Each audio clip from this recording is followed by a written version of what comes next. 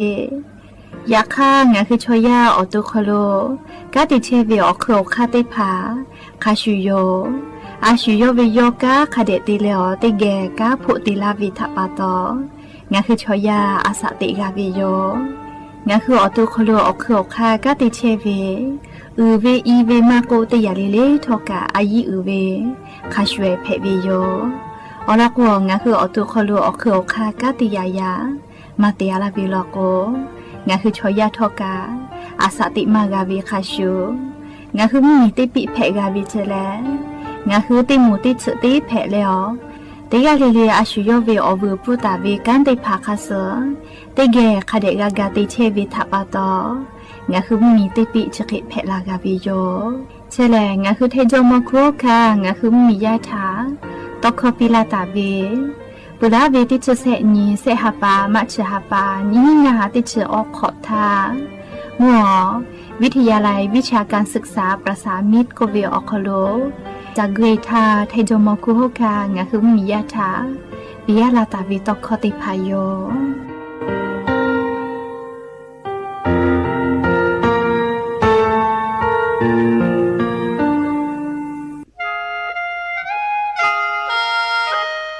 คณะรัฐมนตรีมติจอตาเวคาสนิชกอนิติชหปานิหิงาหาขอจิสขอวิอยาวคโลมติจอเลจิชิตาเวคาสงาคือมียาบะติเวพ่อปะหาจอเชเวงาคือไทมีกอขอเชอวิชอติพาทาบะติปีแต่กุเลจิชิตาเวคาสมีเวอเลียวค่ามาตราติชสอคโลกุบตาเวงาคือมีอคโลชอตอชอลุพ่อเวพระราชบัญญัตินิหิงาหันชนิขอคโลกุบตาเวคาสไทมีกอคโลพอลุลาเลเชลามอวิชอติพาและทะเบียนประวัติพาคเดเจจอวิชอติพาไทมีกอคโลลุลาตาวิมมีเวอเลียวค่ากฎหมายคาสคเดลุลาเลเชเพตูออโปงาคือมียติพาถาสถานะคนต่างด้าวเข้าเมืองโดยชอบกฎหมายก็เวบะติพาติปีแต่ก็แลจิชิตาวิโยเปิดตาเลมาตราสือทวิอคโลกโกบุตาเวพระราชบัญญัติสัญชาตินิหิงาหาฮิขออคโลกโกบุตาเวแลงาคือไทมีกอคโลปอวิชอไม่กะอปออิติพาไทมีกอคโลเชมอและทะเบียนประวัติอคโลบะมาโจเฮเวกายาติพาแลสัญชาติไทยติพาลอเพวิเจกุทีออติอคโลโลโกสำนักบริหารการทะเบียนกรมการปกครองออติอคโลกาจาจาดาเลกาจาลอยวิเจออกาญุเวตันจาวติพาแลนี่คือทะเบียนประวัติคาสอเพซานาอคโลอาจุยากาติเวอญอยาอคโลจาลอยเพวิเจนิชกอนิติชหปานิหิงาหาขอชกอขออุสติแม่เจกาเลงาคือไทมีกอคโลมติคอรมอนิชกอนีติชาปานิหิงาหาขอจิสขออคโลจิชิตาเวคาสงาคือมียาบะติพามาจอเฮเวไม่เลกะบะมาจอกะไทมีกอคโลเจเชเพตุเวบะติพาติปีแต่โกเลจิชิตาเวคาสติปอกอยู่เวลาเลนอลาวิโยแม่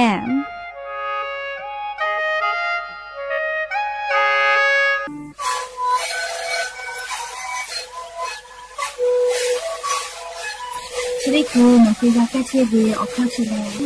แล้วหัวข้าวตัวออกทีจังหวัดที่ไหนเอ็นนาบาเต็งที่โอหาสุดที่ขอตัวเฮเล่นเล่นหลอกเอาพ่อเอายาแก้เชื้อได้หน่อยดูแลได้ชิ้นหน่อยเล่นถูกไปเอายาที่มาดิคีแต่แล้วพ่อมาดิข้าพเจ้าเล่นเล่นแล้วหัวข้าวก็เชื้อเวและงานแล้วหัวข้าวก็เชื้อสมานมาข้าวโบเมดิโย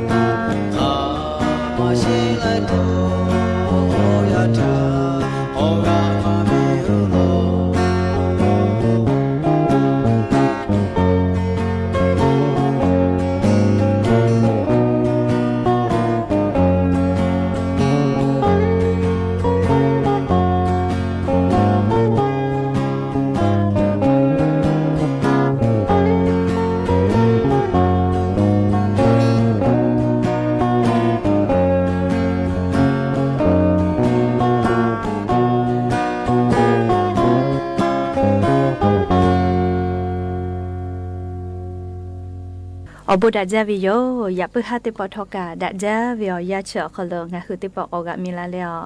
จะป้าอุปาลุเชตาวิโอวิโอนี่ราหุยาติภาเกอติแกไรกาอบุดาจาคลออกะมิลาวิทัปตออรอเปติกาเลเลถ้าตาอุยอยาวิโอคลละเซจาเลอไรกาอบุดาจาคลหะอยู่ลาวิโยแม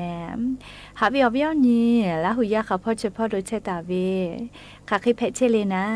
ติกาเลเลกาจาเมดอเมซุเมกาเมฮาเลดอซาเชอลีนาชุดที่จะวิอยากานี่คือไทมิงก็คอโลแลมุกะวิอยามาปุหิวิทัปตองะคือติกาลิเลกาอาชิยอตุยอยากาทะคะแดญหาซาดักอิสิแมอลอกอจะได้คือวิอยาแลมุกะวิอยามาปุหิวิทัปตอมุกะเสมาคาเสกะปอตอลาตาเวอานานาบุติผาไลอานานี่คือชอยาเกลกาทิเปลาเชวิโลแมจะรับปตอเตกาลิลิกาลิอาชิยอตุยอยากาทะคะแดหาซาดักอิสิ เฮก็ยันยี่เวียย่าแลจะได้สอคอโลซุปเปอร์เซนียันยี่แลเตฮาปาจันวารีฮาปาอคอโลเลยยันยอติชอนี่ฟันแพวิโยและจะขอทอการยี่ฮีนี่ชุขออคอโลยะมุขอเลยอิมขอเพวิโยเลยคือว่าวิญญาณละหุยาติพาวเตฮาเลเลวิอยาฮินาริควายตาเลก็นาริทักไกเตฮาเลเลงาคือละหุคอรายกาอบุดะเจ้าคอโลตอกไอเชวิโยอวิญญาณละหุยาติพาติแกละหุคอพอนาและเนคือละหุชเจตาโอกาปิดักไอเพวิโย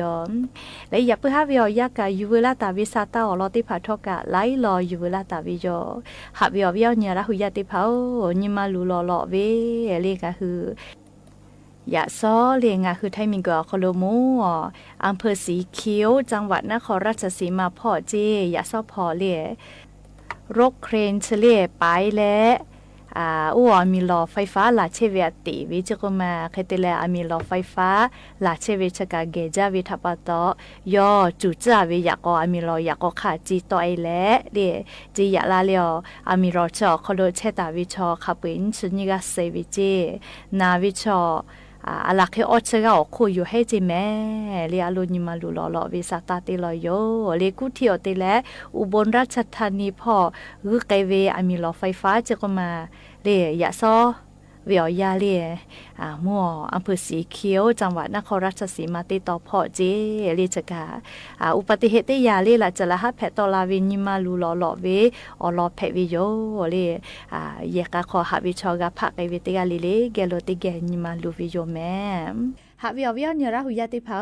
กรมอุตุนิยมวิทยาพ่อยาสนาเรียอจะใจซาตากาลาตาวิแลมัมมีปาลูมีฮิเวเจเรียมัมมีปาลูมีฮิเวยาซอเรียงะคือไทมมีเวอยานะไทมมีแลมัมมีชอนาเรียอยาปืดาวิแม่มัมมีชอเรียงะคือไทมมีขอนอติควนาเรียคินายเวเรเนคือเป้าสนาเรียแล้วก็โยเกอขอนาริควายนะเรียก็ยาสนางะคือไทมมีเวนาเรียอยาทาสอเวนาเรียสนาเรียงชนาทิกเคตยาทาเรียมัมมีปาโลมีฮิวิเจแห่แล้วก็แห่แม่เซจุงานมินิจุดกาวิเจมัมมีเป้ามีฮิอาลาวิชอเรียงะคือไทยมิงกือมีเจ้าพอนาลิมูอำเภอปามาพาจังหวัดแม่ฮอซอพอกะคือลาวิจิแม่แห่เรียจอวิเจเรียก็งะคือมิงกือจะได้สอโคโลนีวิทยาทาก็ตุจาเวลาจะละหัดแพตอลาปื้อวิอเจอภัยธรรมชาติและมีฮิวิโยมาเตเลก็เลยมีฮิวิชอแต่อินตุเวละจ้ามาจอเจอเคอคาเตพามาจอเจเพอาลาไทยเตแกชเวจิแมเลมีฮิเลบูบูแกลาไทยเลวกมือลาไทยเลเตแกชเพวิเจมูชามูยิมูหอมมูยิลุลาตุเวชอแต่อินตุเวละจ้าจอเวอเคอคาเตพาจอเวเลอยากคาแต่อินตุมาจอเวชอมีฮิวิเจเลแค่ก็ตุจาเวภัยธรรมชาติเลยลาจะละหัดแพตอลาวิออเจตยาแพวิโยแมมหาวิอวิอเนี่ยละหุยาติเผามุกะมหอพอกะก็ไกษาเรียติปอเรียยาจิวิอยาแม่เรียจะเลตะลาวิจิแมววิอเนี่ยละหุยาติเผาเตชเส้นตาเลติชกอนยวิอยาชอคโลมุกะวิอซาเลจะก่อนเลตะลาวิเจเซตาเลขอองศาคาแกตะลาวิเจเงาตุกะจัวปะเลียอันซอชกาจากุมาอันนี้ซอกะวิเลียยาสนาชอกะวิอาเจก็แค่เรากะเฮแล้วก็กะเฮแม่เลียมากะแต่วิมาเฮเลียก็อันนี้ตาเวลาเลียติชเซนตาเลติชกอนยคาไกนะเลียงะคือไทมิงคืออคโลแลวิอซาติผาจะก็ตะลาวิเจมุกะวิอาเจก็แค่ลาวินะเลียยาคากะไทมเหมียวนาติตอพอแลคอมลอนะกอติละโกกะกุจาเฮวิโยจิแม่ใครแต่แล้วเลียติชงันตาเลติชสุญญวิอยาชอเลียมัมมีป้าลูเวเลียมุนยังไก่พ่อมัมมีป้าเวมุหอติดีมือชื่อเวลาเลยงะคือแทงมุเหมียวนาติต่อพ่อกะกาลาตุโยเจเฮก็เล่ามีพ่อกะเฮตุโยเจแม่เฮก็ติชงันตาเลติชสุญญวิอยาชอคโลงะคือแทงมุเหมียวนาติต่อแลเล่าเหมียวนาติต่อพ่อกะติกะติติละก็มุเยกะจะใจจาลาตุโยเจลาจาวิโตก็มาเฮนะเลียอาจจะใจจาลุลาตุโยเจเลียมุยีนะเลียเฮก็จะกะอยู่เวลาแลเลียงะคือราหุยาติผัดกองมาลาวิโยแม่ยาก็ยาสนาวิอยาเลียงะคือไทยมิงก็ขลุมกะวิอซาไข่ไกเลโกโกเลคามะยะลาเวแต่ แต่กาตาวิคาคิมาจอตาวิเลก็เลยติแกนี่แหละติแกนักกิสาเรียกว่ายาสนาวิอยาเฉลิงคือแทมเหมียวนะติต่อพ่อคอมหลอนักเกอตีคอโคหลอคุพ่อกะกูจะเฮวิโยไลกามูฟิเวเลียมูฟิจุดวยกวิเจไลกาอคโลยาสนาเฉลีอาจจะแหลตาลาวิเตตาเลญองศาเจคือแทมเหมียวนะติต่อพ่อนะเลียเฮกยาสนามุขพ่อเลียมุกะวิอซาแต่กาตาวิแลมติชอตาเลติชสองสาวคโลแตกาตาวิเจเรียกเตเลอ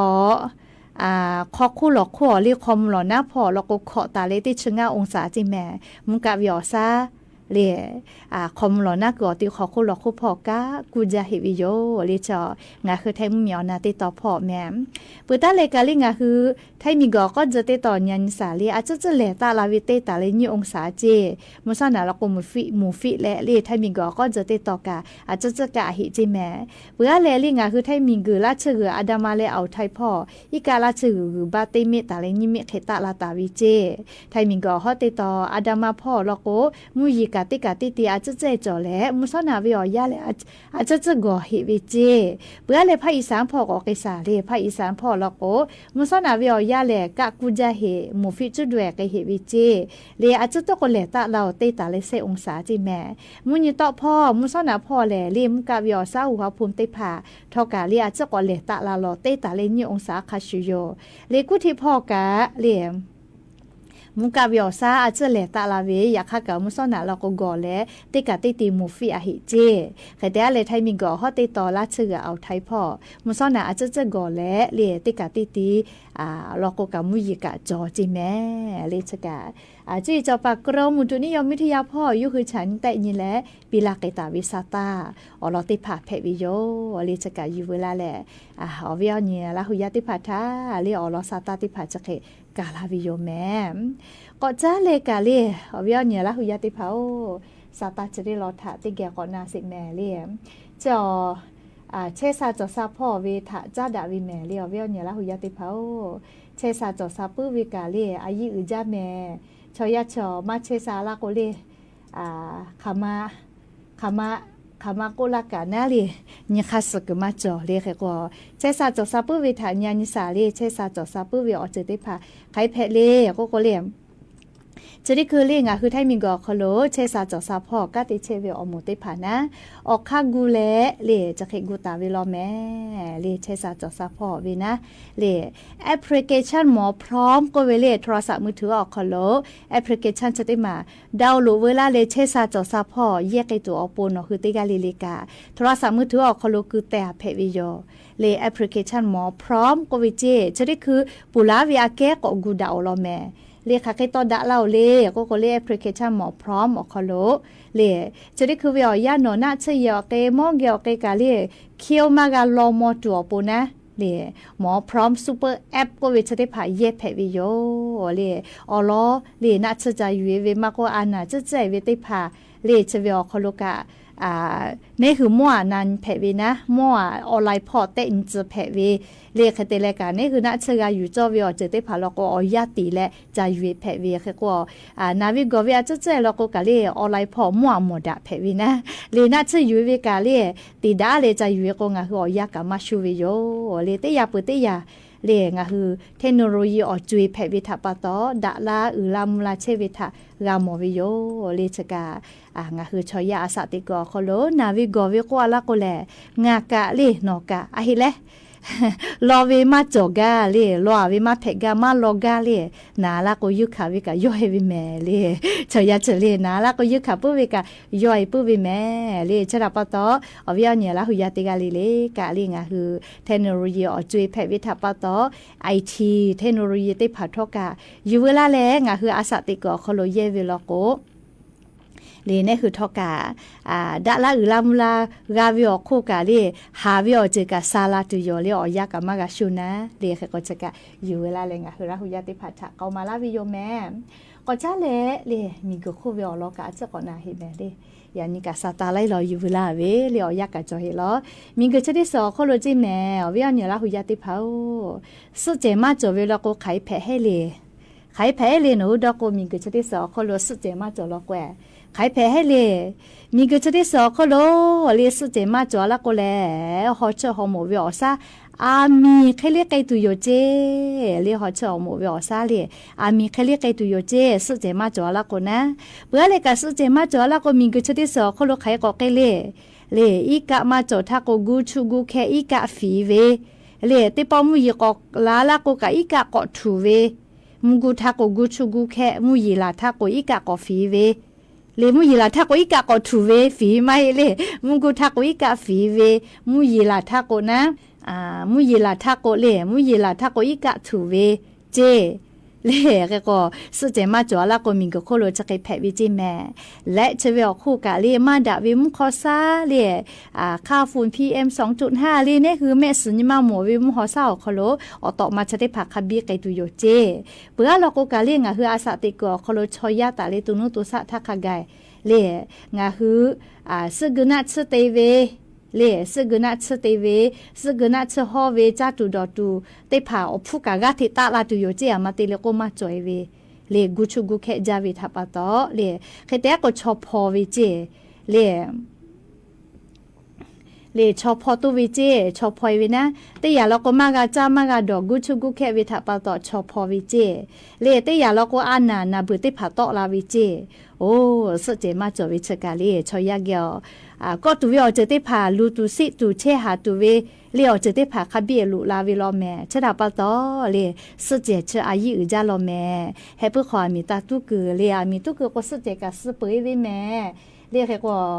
งาคือสุเจได้ผ่าตาทุบาคาเดหาซาจอลอเรียสุเจกะมีเกิดจะได้สอโคโลงาคือชอยาเชซาตัวโปปีลาวิอบูจอมาจาลอเฮก็สุเจคาเดหาซาเลสุเจจอมาวิทยาทาฮอเชฮอโมวิอซากะเคลาโกอีกะกะจอโกมุยลากะอีกะเคตอมาทูเลโกดะเกดะวิมุฮอซาซากะโกเวจาตุดอตุเตผากะจอมาโกฟุมะคะเลเคโกนาวิโกเวอะนาวสุชอพอตัวเวติผาทอกะมาจอลอเลเคโกอวิอเนียลาหุยาติผานะเลฉเป้าปาลุเชตาวิกาเลงะคือเตกะเลเลกะเลคะเดညီလဲนะလေสุเจฮอเจติพัทะคาเดหาสะแม่แต่ก็แล้ววิอเนี่ยละหุยาติพัทะโทมาลาวิโยเฮกว่าจะได้คือวิอยางาคือไทมีกอโคโลคาเซเวเลเลมีมากะตุก็เลยหาตาวิชอติจาวะและติจาวะหาตาวิอยามาชุดาเลยอยากให้ไทมีกอโคโลคาปุยหาวิชอหาปาสตินินหาปาฟิฟรีหาปาตาและเลเซชตินิงหาปาวิอยาชอโคโลมิงกะจะได้สอโคโลมีมากะตุแต่ก็เลยหาตาวิโยมิงกะจะได้สเจงาคือไทมีเวมิงกะเจเนเล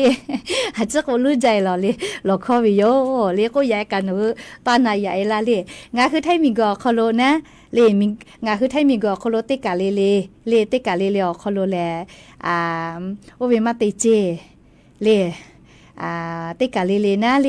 มีมากะตุเจเลหาปาสเตนีหาปาฟิฟารีหาปาตาเลเซชเตนีงะหาปาวิอยาชอโคโลมีมากะตุเจแม่มีมากะตุก็เวชอเลมีมากะตุก็วิชอ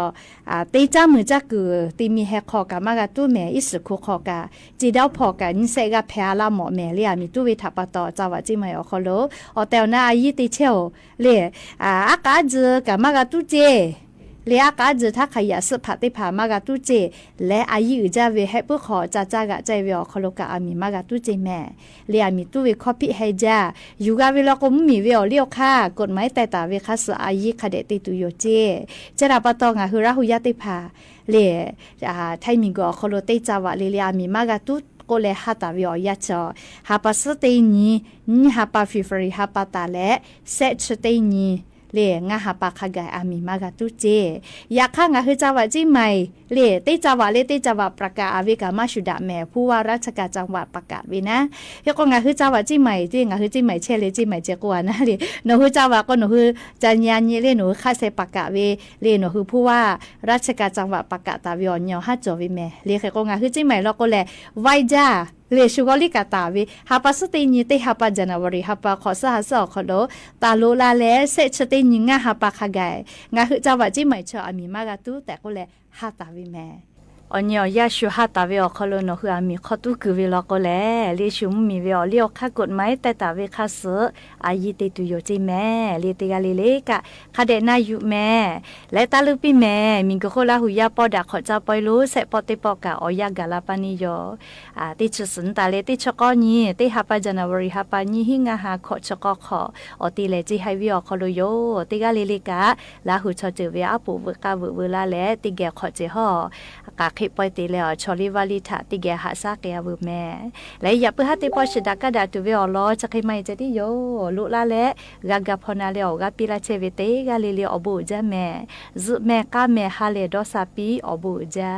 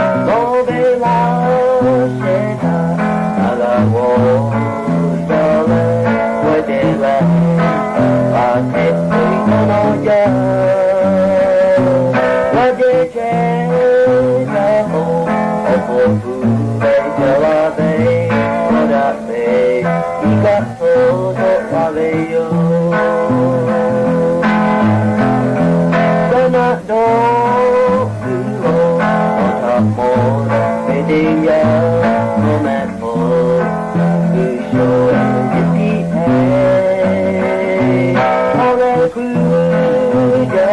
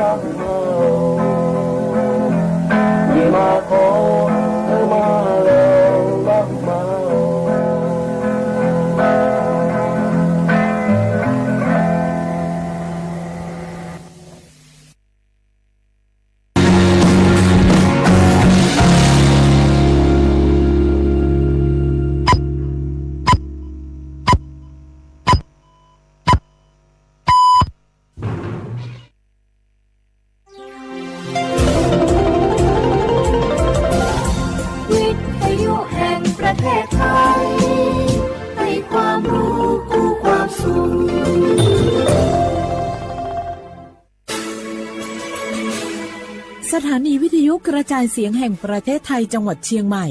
AM 1476 กิโลเฮิรตซ์สถานีวิทยุภาคภาษาชาติพันธุ์แห่งเดียวในประเทศไทย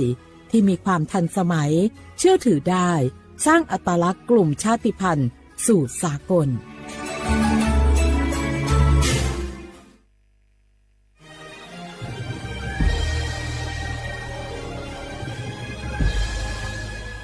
เกิดเป็นคนไทยและสีเหลืองเอาไว้ออกเสียงประชามติ1เสียงของคุณมีความหมายต่อประเทศจำสีให้ได้ใช้สิทธิ์ให้ครบ8กุมภาพันธ์นี้ออกไปใช้สิทธิ์พร้อมกันอนาคตไทยเริ่มจากการเลือกของคุณแสนอาลัยสมเด็จพระพันปีหลวงไทยทั้งปวงหมองหม่นก่นร่ำให้พระผู้เสด็จสู่ฟ้าสวรรคาลัยแนบดวงใจตามพระบาททุกชาติภพปวงประชาน้อมสำนึกในพระมหากรุณาธิคุณเป็นล้นพ้นอันหาที่สุดมิได้ข้าพระพุทธเจ้าคณะผู้บริหารข้าราชการและเจ้าหน้าที่สถานีวิทยุกระจายเสียงแห่งประเทศไทยกรมประชาสัมพันธ์แจ้งเตือนจากธนาคารบัญชีคุณมีความเสี่ยงกรุณากดลิงก์ยืนยันด่วนระวังข้อความแจ้งเตือนจากธนาคารบอกว่าบัญชีมีความเสี่ยงถูกอายัดหรือบอกว่าคุณได้รับรางวัลอย่าเพิ่งคลิกนี่อาจเป็นฟิชชิงกลโกงออนไลน์หลอกให้กดลิงก์หลอกเอารหัสผ่านและเงินในบัญชีธนาคารจะไม่ขอรหัสผ่านไม่ขอข้อมูลส่วนตัวทางลิงก์จำให้ขึ้นใจรู้ทันฟิชชิงคิดก่อนคลิกตรวจสอบก่อนโอน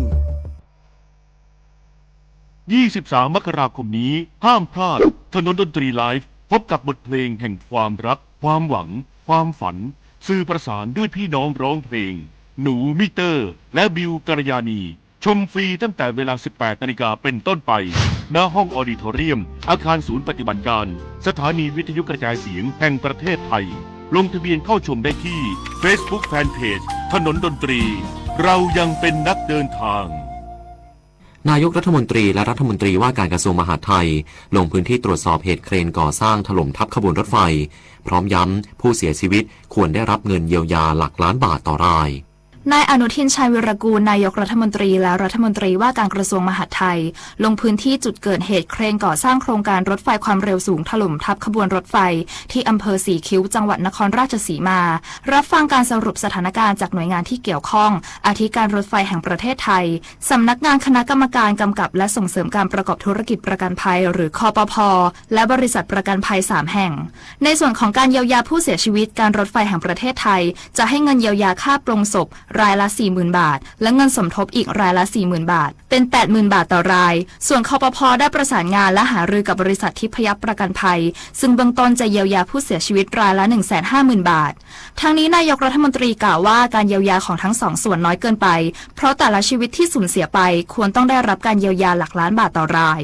ด้านบริษัทอิตาเลียนไทยดีเวลลอปเมนต์จำกัดมหาชนในฐานะผู้รับจ้างก่อสร้างงานโยธาขณะนี้ยังอยู่ในระหว่างการประสานงานกับทางผู้รับจ้างเพื่อเร่งดำเนินการเยียวยาให้กับผู้บาดเจ็บต่อไปโดยมีการประกันภัยโครงการวงเงินเบื้องต้น50 ล้านบาทต่อความเสียหาย1ครั้งและรวมทั้งโครงการจำนวน583 ล้านบาทปริมปัตย์ โสภาภาครายงานกระทรวงสาธารณสุขรายงานเหตุโครงสร้างสะพานรถไฟความเร็วสูงหล่นทับขบวนรถไฟโดยล่าสุดมีผู้เสียชีวิตแล้ว32รายสูญหาย3รายกระทรวงสาธารณสุขรายงานข้อมูลอุบัติเหตุโครงสร้างสะพานรถไฟความเร็วสูงมีผู้ได้รับผลกระทบ99รายแบ่งเป็นผู้เสียชีวิต32รายจำนวนนี้เป็นการเสียชีวิตหน้าที่เกิดเหตุ31รายและเสียชีวิตระหว่างส่งต่อ1รายสูญหาย3รายแต่ผู้บาดเจ็บคงที่64รายแบ่งเป็นผู้ป่วยสาหัส7รายปานกลาง19รายและบาดเจ็บเล็กน้อย38รายโดยผู้บาดเจ็บ53รายอาการดีจนกลับบ้านได้เหลือ11รายที่ยังรักษาตัวอยู่ในโรงพยาบาลตำรวจเร่งรวบรวมหลักฐานเหตุเครนก่อสร้างรถไฟความเร็วสูงตกทับรถไฟบริเวณอำเภอสีคิ้วจังหวัดนครราชสีมาพร้อมดำเนินคดีผู้เกี่ยวข้องพลตำรวจตรีณรงค์ศักดิ์พรหมทาผู้บังคับการตำรวจภูธรจังหวัดนครราชสีมากล่าวว่า ได้เชิญตัวคนขับเครนซึ่งไม่ได้รับบาดเจ็บไปสอบปากคำโดยอยู่ระหว่างการสอบถามรายละเอียดถึงความบกพร่องหรือสาเหตุอื่นร่วมด้วยหากพบความผิดจะพิจารณาดำเนินคดีตามกฎหมายส่วนบริษัทผู้รับเหมาก่อสร้างในการดำเนินคดีจะเป็นไปตามพยานหลักฐานที่เกิดขึ้นมีขั้นตอนในการรับผิดชอบอยู่แล้วขณะนี้ยังมีผู้เสียชีวิตที่ติดอยู่ในซากรถไฟอยู่ระหว่างการนำร่างออกมาและเคลื่อนย้ายออกจากจุดเกิดเหตุและทำการพิสูจน์อัตลักษณ์เนื่องจากบางรายถูกไฟไหม้และสั่งการให้ตำรวจในพื้นที่อำนวยความสะดวกด้านการจราจรและความปลอดภัยในพื้นที่เนื่องจากมีประชาชนเดินทางมาดูเหตุการณ์เป็นจำนวนมาก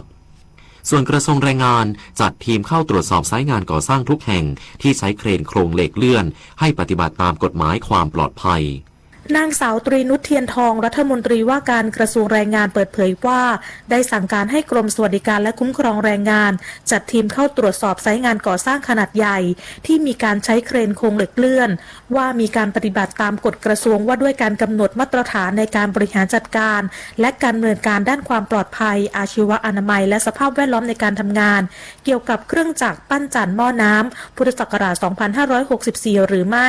หากพบการฝ่าฝืนไม่ปฏิบัติตามให้อำนาจในการสั่งการให้หยุดปฏิบัติงานทันทีส่วนเหตุการณ์ที่เกิดขึ้นต้องตรวจสอบให้ชัดว่ามีการปฏิบัติตามกฎหมายหรือไม่จึงกำชับให้กรมสวัสดิการและคุ้มครองแรงงานลงไปดูพื้นที่ไซต์งานก่อสร้างทั้งในเขตกรุงเทพมหานครและต่างจังหวัดในส่วนต่างจังหวัดให้สวัสดิการและคุ้มครองแรงงานจังหวัดออกไปตรวจสอบทุกพื้นที่เพื่อความปลอดภัยของทั้งคนงานคนในชุมชนใกล้เคียงให้ปฏิบัติตามมาตรการบริหารความปลอดภัยตามกฎกระทรวงอย่างเคร่งครัดนิตยาคุณสิมรายงานจบข่าวอานนท์นันตะสุคนอ่านรับฟังข่าวครั้งต่อไปเวลา 22:00 น.ติดตามข่าวที่นำเสนอไปแล้วได้ที่ www.thainews.prd.go.th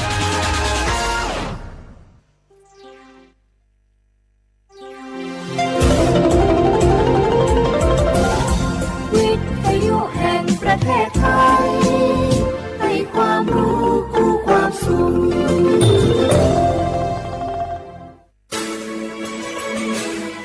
สถานีวิทยุกระจายเสียงแห่งประเทศไทยจังหวัดเชียงใหม่ AM 1476 กิโลเฮิรตซ์สถานีวิทยุภาคภาษาชาติพันธุ์แห่งเดียวในประเทศไทยที่มีความทันสมัยเชื่อถือได้สร้างอัตลักษณ์กลุ่มชาติพันธุ์สู่สากล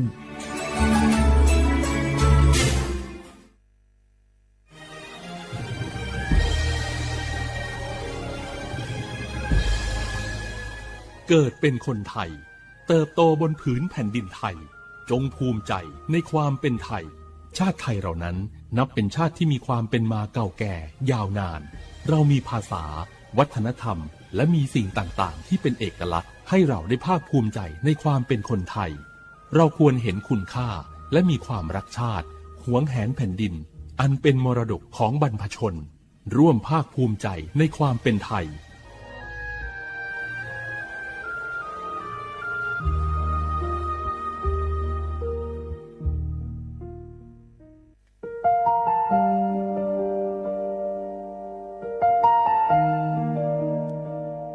ขอน้อมเกล้าถวายอาลัย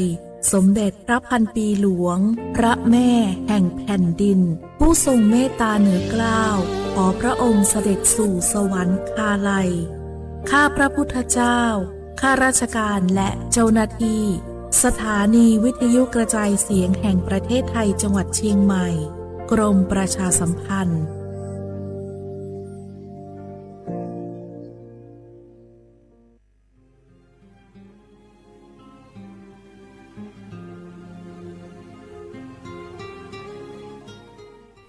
This is a moment of profound grief for the Kingdom of Thailand.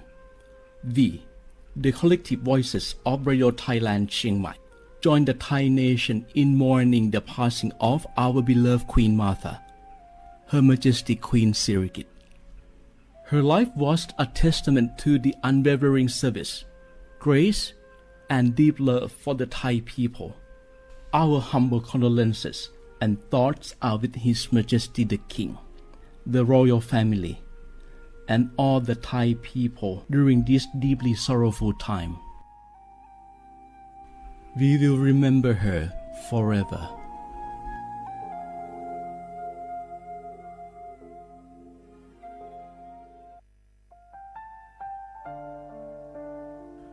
อาเดือไทยมิขอสองผาอามาสมเด็จพระนางเจ้าสิริกิติ์พระบรมราชินีนาถพระบรมราชชนนีพันปีหลวงควยตาโอดาเลียกาชายันดาชอเนมาอายออามามิขอเปียวเนไทยมิขอกะดู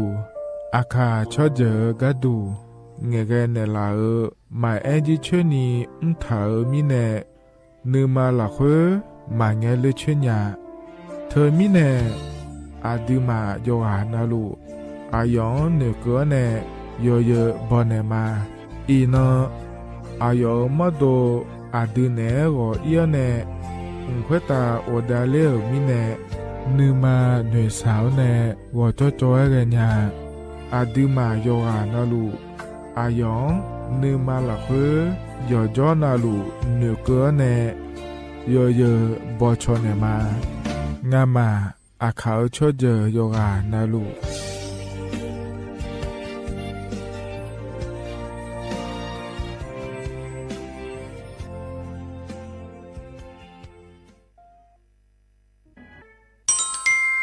อาเยเนเจลังเงอานานิเชเวบาลาเชสีอาคนนิพังอายาโกเชสิเงนอตะกะคณะรัฐมนตรียาบ่จาวลอยอาเยนิสันชากะกอสาลัวเดินชอบานเนกะดูเดและบ่จางาเดเยเนเดเธอก็ย่อมมาตรา17แห่งพระราชบัญญัติคนเข้าเมืองพศ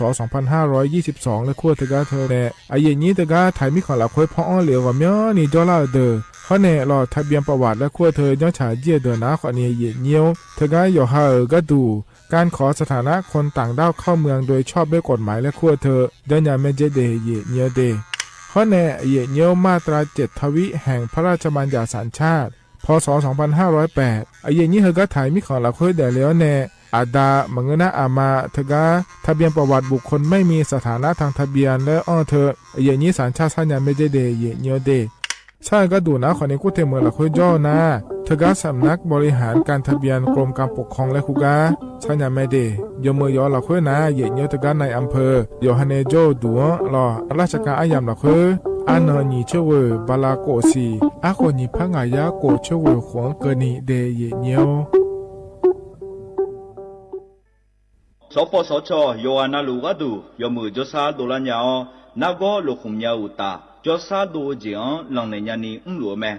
บัตรประชาชนยาวเดอจันนังเดเลเนงาขวงเกนีลุคุมยากาดูวันโรคตับอักเสบบีบาดทะยักคอตีบไอกรอนโพลิโอเยื่อหุ้มสมองอักเสบวัซีจอนเอลแมโรตาหัดเยอรมันคางทุมไข้สมองอักเสบเจอีเฮเดออะโมบาดาเนอุมายุญญาแมสิญญาเจมอนาสปสชติซุมจำยอสปสชเขต1เชียงใหม่นากาจำยองาซุมญีเยงาซุมงปายโยดามโอเดนากาตีโกจำยอนึมานาโกนาลูเดนากาติซุมญีซุมโยกานาลูกาดูเมเด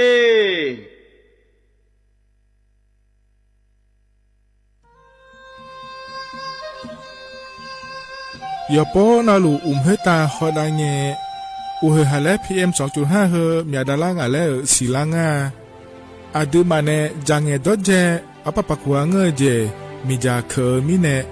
เฮดดตอลูชัวยามอโดเดลาเนมัวขอเนียมามึงอะเดเมียเนพีลาขบยานาลาฮอเนสาโกพอปานากอขอนีเปียลายังาอาดูมาโยกานาลูกุมเนมีจามาเคนีโยฮาเนยับมุเนยับเพอเลเธอ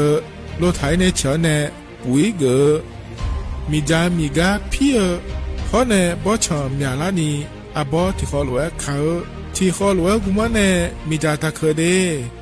เหมือเนโยฮานาหลวอยู่เหมือนจะซาโดนีจอนยาผาเหนือเหมือนเนสำนักงานประชาสัมพันธ์ที่3กรมประชาสัมพันธ์พปาเนจากาเงเด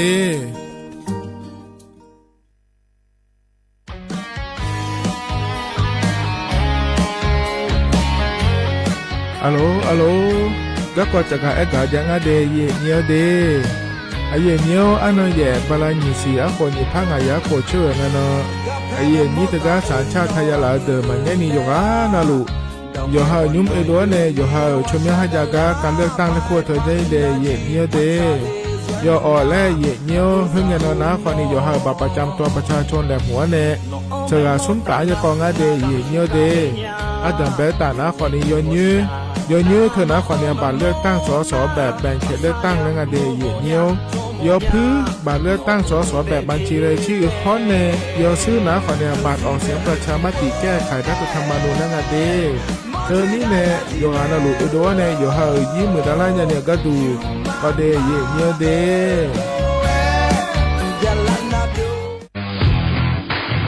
รัฐบาลไทยประกาศสงครามสแกมเมอร์รัฐบาลจึงได้ประกาศสงครามกับสแกมเมอร์ในฐานะที่สแกมเมอร์เป็นวาระแห่งชาติและในวันนี้ผมก็ได้ใช้โอกาสนี้มารายงานความคืบหน้าและเน้นย้ำถึงสิ่งที่เราต้องร่วมกันทำต่อไปรัฐบาลได้จัดตั้งคณะกรรมการอำนวยการป้องกันและปราบปรามอาชญากรรมทางเทคโนโลยีขึ้นมาโดยมีผมเป็นประธานด้วยตนเองเพื่อให้ทุกหน่วยงานทำงานไปในทิศทางเดียวกันเราได้มีการลงนามบันทึกความเข้าใจระหว่าง 15 หน่วยงานหลักทั้งภาครัฐและภาคเอกชนตลอดจนสถาบันการเงินเพื่ออุดช่องโหว่ทางการเงินและตัดเส้นทางเงินของกระบวนการอาชญากรรมเหล่านี้ให้สิ้นซากรวมพลังคนไทยต้านภัยสแปมเมอร์นายอนุทินชาญวีรกูลนายกรัฐมนตรี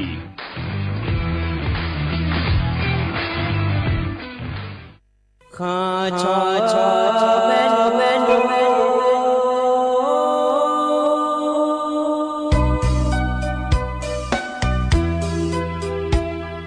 จะนี่จอผู้เลี้ยง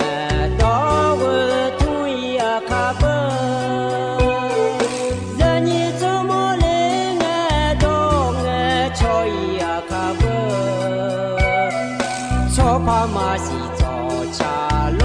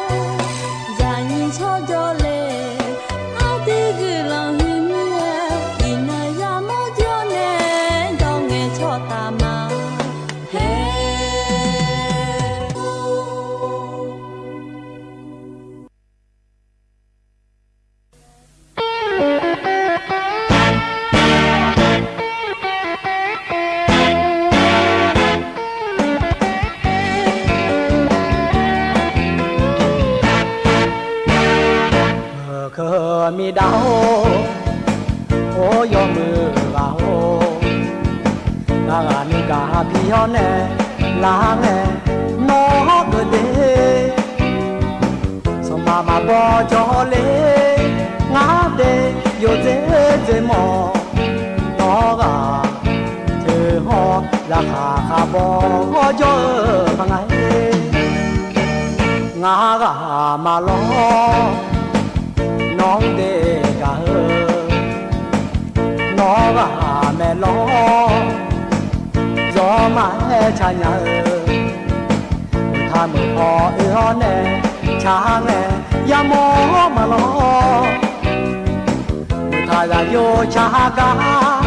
น้องแก่อย่ามองแม่น้องจออย่ามองอย่าแง่ชอจอมาแห่กันยังมุทาจาดาจีกาโนฮาโยกาลามองาเปินกาพิโอน้องดีเนมาเล ngang yo mo bio ta nu ga yu de a nya thì có lỗi a nya thì có lỗi cả mà lẽ gió mai như nhà mơ ma mi đa mơ ma mi đa mơ thở ra đà mà cả lẽ là mơ thở ra đà lo na mơ thở ra đà lo na mơ ma mi đa gạo gió mà chỉ thì mi đã chờ lo nung tu nhà ngã gà thì gì người cho ta ho cho mà ngã thì mi sửa nó gạo gì lời mà mẹ xưa mà ngỡ để đi ba tháng khi lễ vợ mà nó gà khi lễ gọi mà nghe lên nhà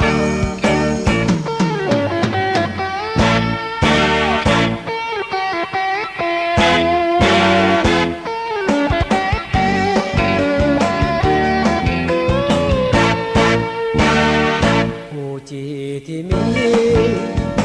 đã chờ lo nung du nhà ngã gà thì gì để cho ta ho cho mà ngã thì mi chờ nó gạo gì lời mà mẹ xưa mang ở đây đi ba tháng khi lễ vợ mà nó gà khi lễ gọi mà mẹ lên nhà nó cả khi lễ gọi mà mẹ lên nhà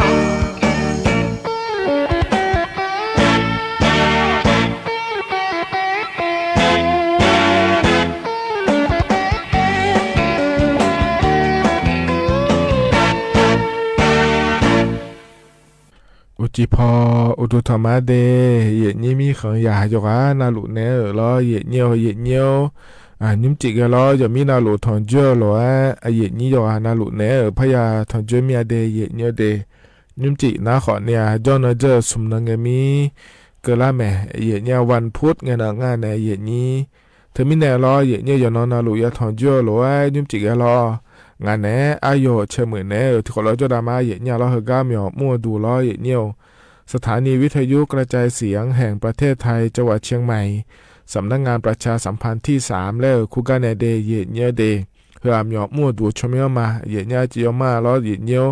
เธอมีเนี่ยล้อเยอะเนี่ยยุ่มแล้วในฐานะเนี่ยก็ดูนะขอในเฮก้ามีอมั่วดูชมเยอะนะสวทเชียงใหม่แล้วคุมาเดเยอะเนี่ยเดเยนี้แต่ก็จะพอเนี่ยล้อเยเนียวนะฮะแม่เยเนี่ยเราจะไม่ได้ยุ่งจีกันที่ขอหลวงจะดราม่าเยเนียวนาลีหัวล้านเนี่ยนาลีเชื่อหลังก็นี่เดเยเนียวเดก็มาข้อปานมาเฟซบุ๊กปานมาจนแทนเนี่ยนะฮะจะแต่เยเนี่ยล้อเจริญเงี้ยอุตสาหยามเราค่อยขอเนี่ยเยนี่เนี่ยอยากทนเจอมาเดเยเนี่ยเดเธอเนี่ย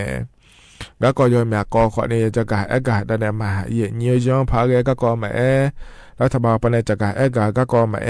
รอเยเนี่ยถึงการเลือกตั้งก็ก็มารอยุ่งจีแกรอเยนี่อยู่นะรวยจะกะเกิดพาก็ก็เลยมันถ่ายหัวจะกะอากาศได้มาเดที่ไม่ได้เยเนี่ยรอกดไลค์กดแชร์เธอเดินไหนจะแม่เยเนี่ยเราอยู่นะรวยเยนี่ในเฟซบุ๊กปาชอถ่ายอยากะเกิดพาเดเยเนี่ยเดที่คนเราจะได้มาเยเนี่ยคือกันเนี่ยนะเยเนี่ยอันนั้นจะไม่จะกะอากาศได้มาเดเยเนี่ยnhưng chỉ hơi gai vậy như này thằng chưa ở điều ở khảo ăn nó ná khỏi nhà hồ thì nó chả lá ngả để vậy nhớ để bao xí ná khỏi nhà thì xí ở khu ná mỏng thì khỏi để vậy nhiều thấy ăn nó ná inวันพุธและแม่vậy nha ăn nó chế bao xí ná khỏi nhà mắc ra khom ở khu ná khỏi nhà nhị phá ngả giá cổ chú người ngả để vậy nhớ để hồi ná khu tổ là tổ lo vậy như này thằng chưa nhúng chỉ ở ai giảm mà là khối đề vậy nhiều các ngày này các con làm thảo hờ mà cho cả đây này mi ná lo vậy nhiều đợt cha thịt yum lẽ ở phan hạ đam đi nhưng mà các phan này bị ná hạ đá đợt cha hờ các hờ yum ná rồi nhiều ai dự ami này ở cha đợt cha ngà đi thì khó lỗi ná hạ biểu đam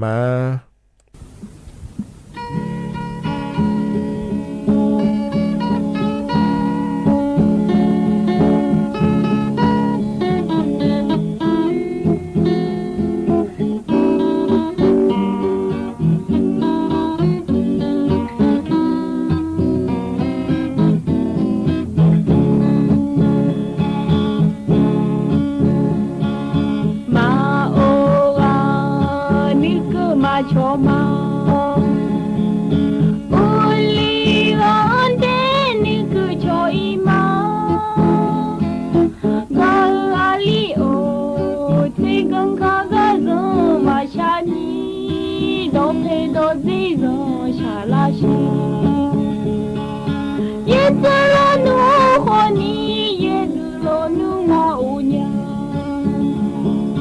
巴修罗奴和你人下罗奴嘛乌娘，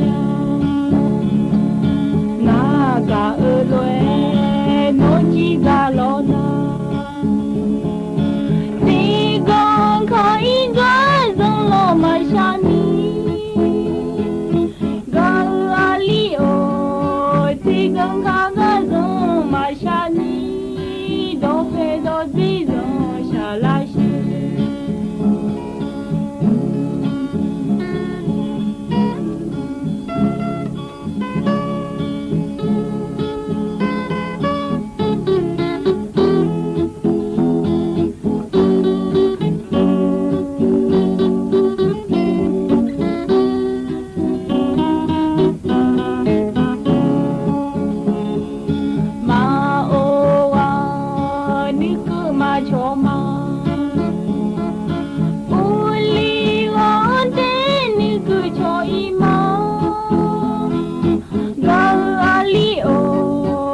更看个人马下你，都飞到地上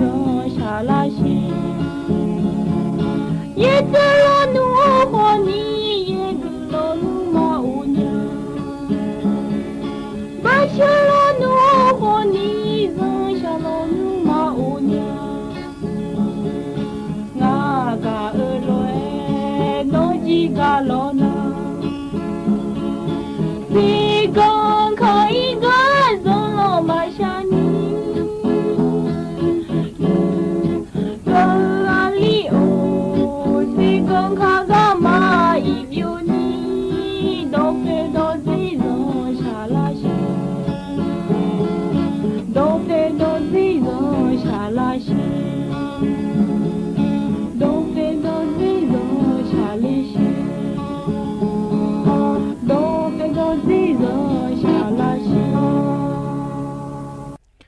เธอนะอายุอามีเนอชาต่อชาล้อเย่เนียวอยู่ว่านาหลวงพอในปีนาหาดาเกอายานาหาเบียวดูเดเย่เนียวเดเฮก็จนปาลังในนาหาลาเย่นี้อยู่กันนาหลวงดูธรรมะเย่เนียมาข้อปานในนาหามาเฟซบุ๊กปานในนาหามาล้อเลยเย่นี้นิ่มจีล้องานแหนอายุเชื่อมือในเฮก็มีมั่วดูล้อสวทเชียงใหม่ในที่ขอหลวงเลยจดามาเย่เนียวก็เนี่ยนะก็แหลมถาจะกะตอนเนี่ยมาเยเนี่ยหรออาจารย์เบก็นะขอนี่เธอเนี่ยอยู่ชาชอเชื่อพอปานเนี่ยเยเนี่ยหรออยู่ชาชอเชื่อพอปานเนี่ยจะกะก็ดูนะขอนี่ก็เนี่ยนะไม่หัวปะหรอเยเนี่ยอันเชื่อกูอังกนี่เดยเนี่ยเดยยลุ่มดาละเมเดแล้วตัวจะกะเธอเยเนี่ยหรอยลุ่มดาละก็ดูนะขอเนี่ยเธอนี่องศาเนี่ยองศาก็นี่ละแล้วลุมดาลาเมเจเยเนี่ยล้อน่าทกาทิกานะล้อเนี่ยทิกานะวิจิอานะเยเลญยางาเดและตัวจะกะเทเยเนี่ยหนะขอเนี่ยอาคานึงสอแผงกันเนาะก็นี่ล้อเยเนี่ยอันเชกุก็นี่งาเดเยเนี่ยเดนะอันเชสีที่ช่วยเฮงไงยามล้อเยเนี่ย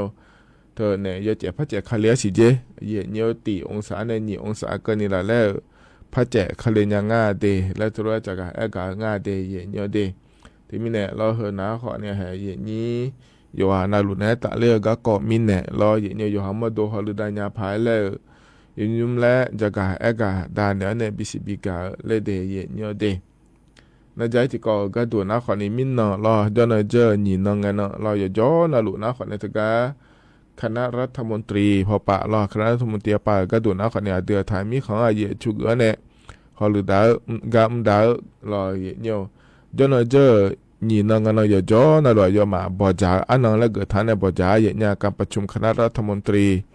และขั้วเถอะเราเลยเยนี้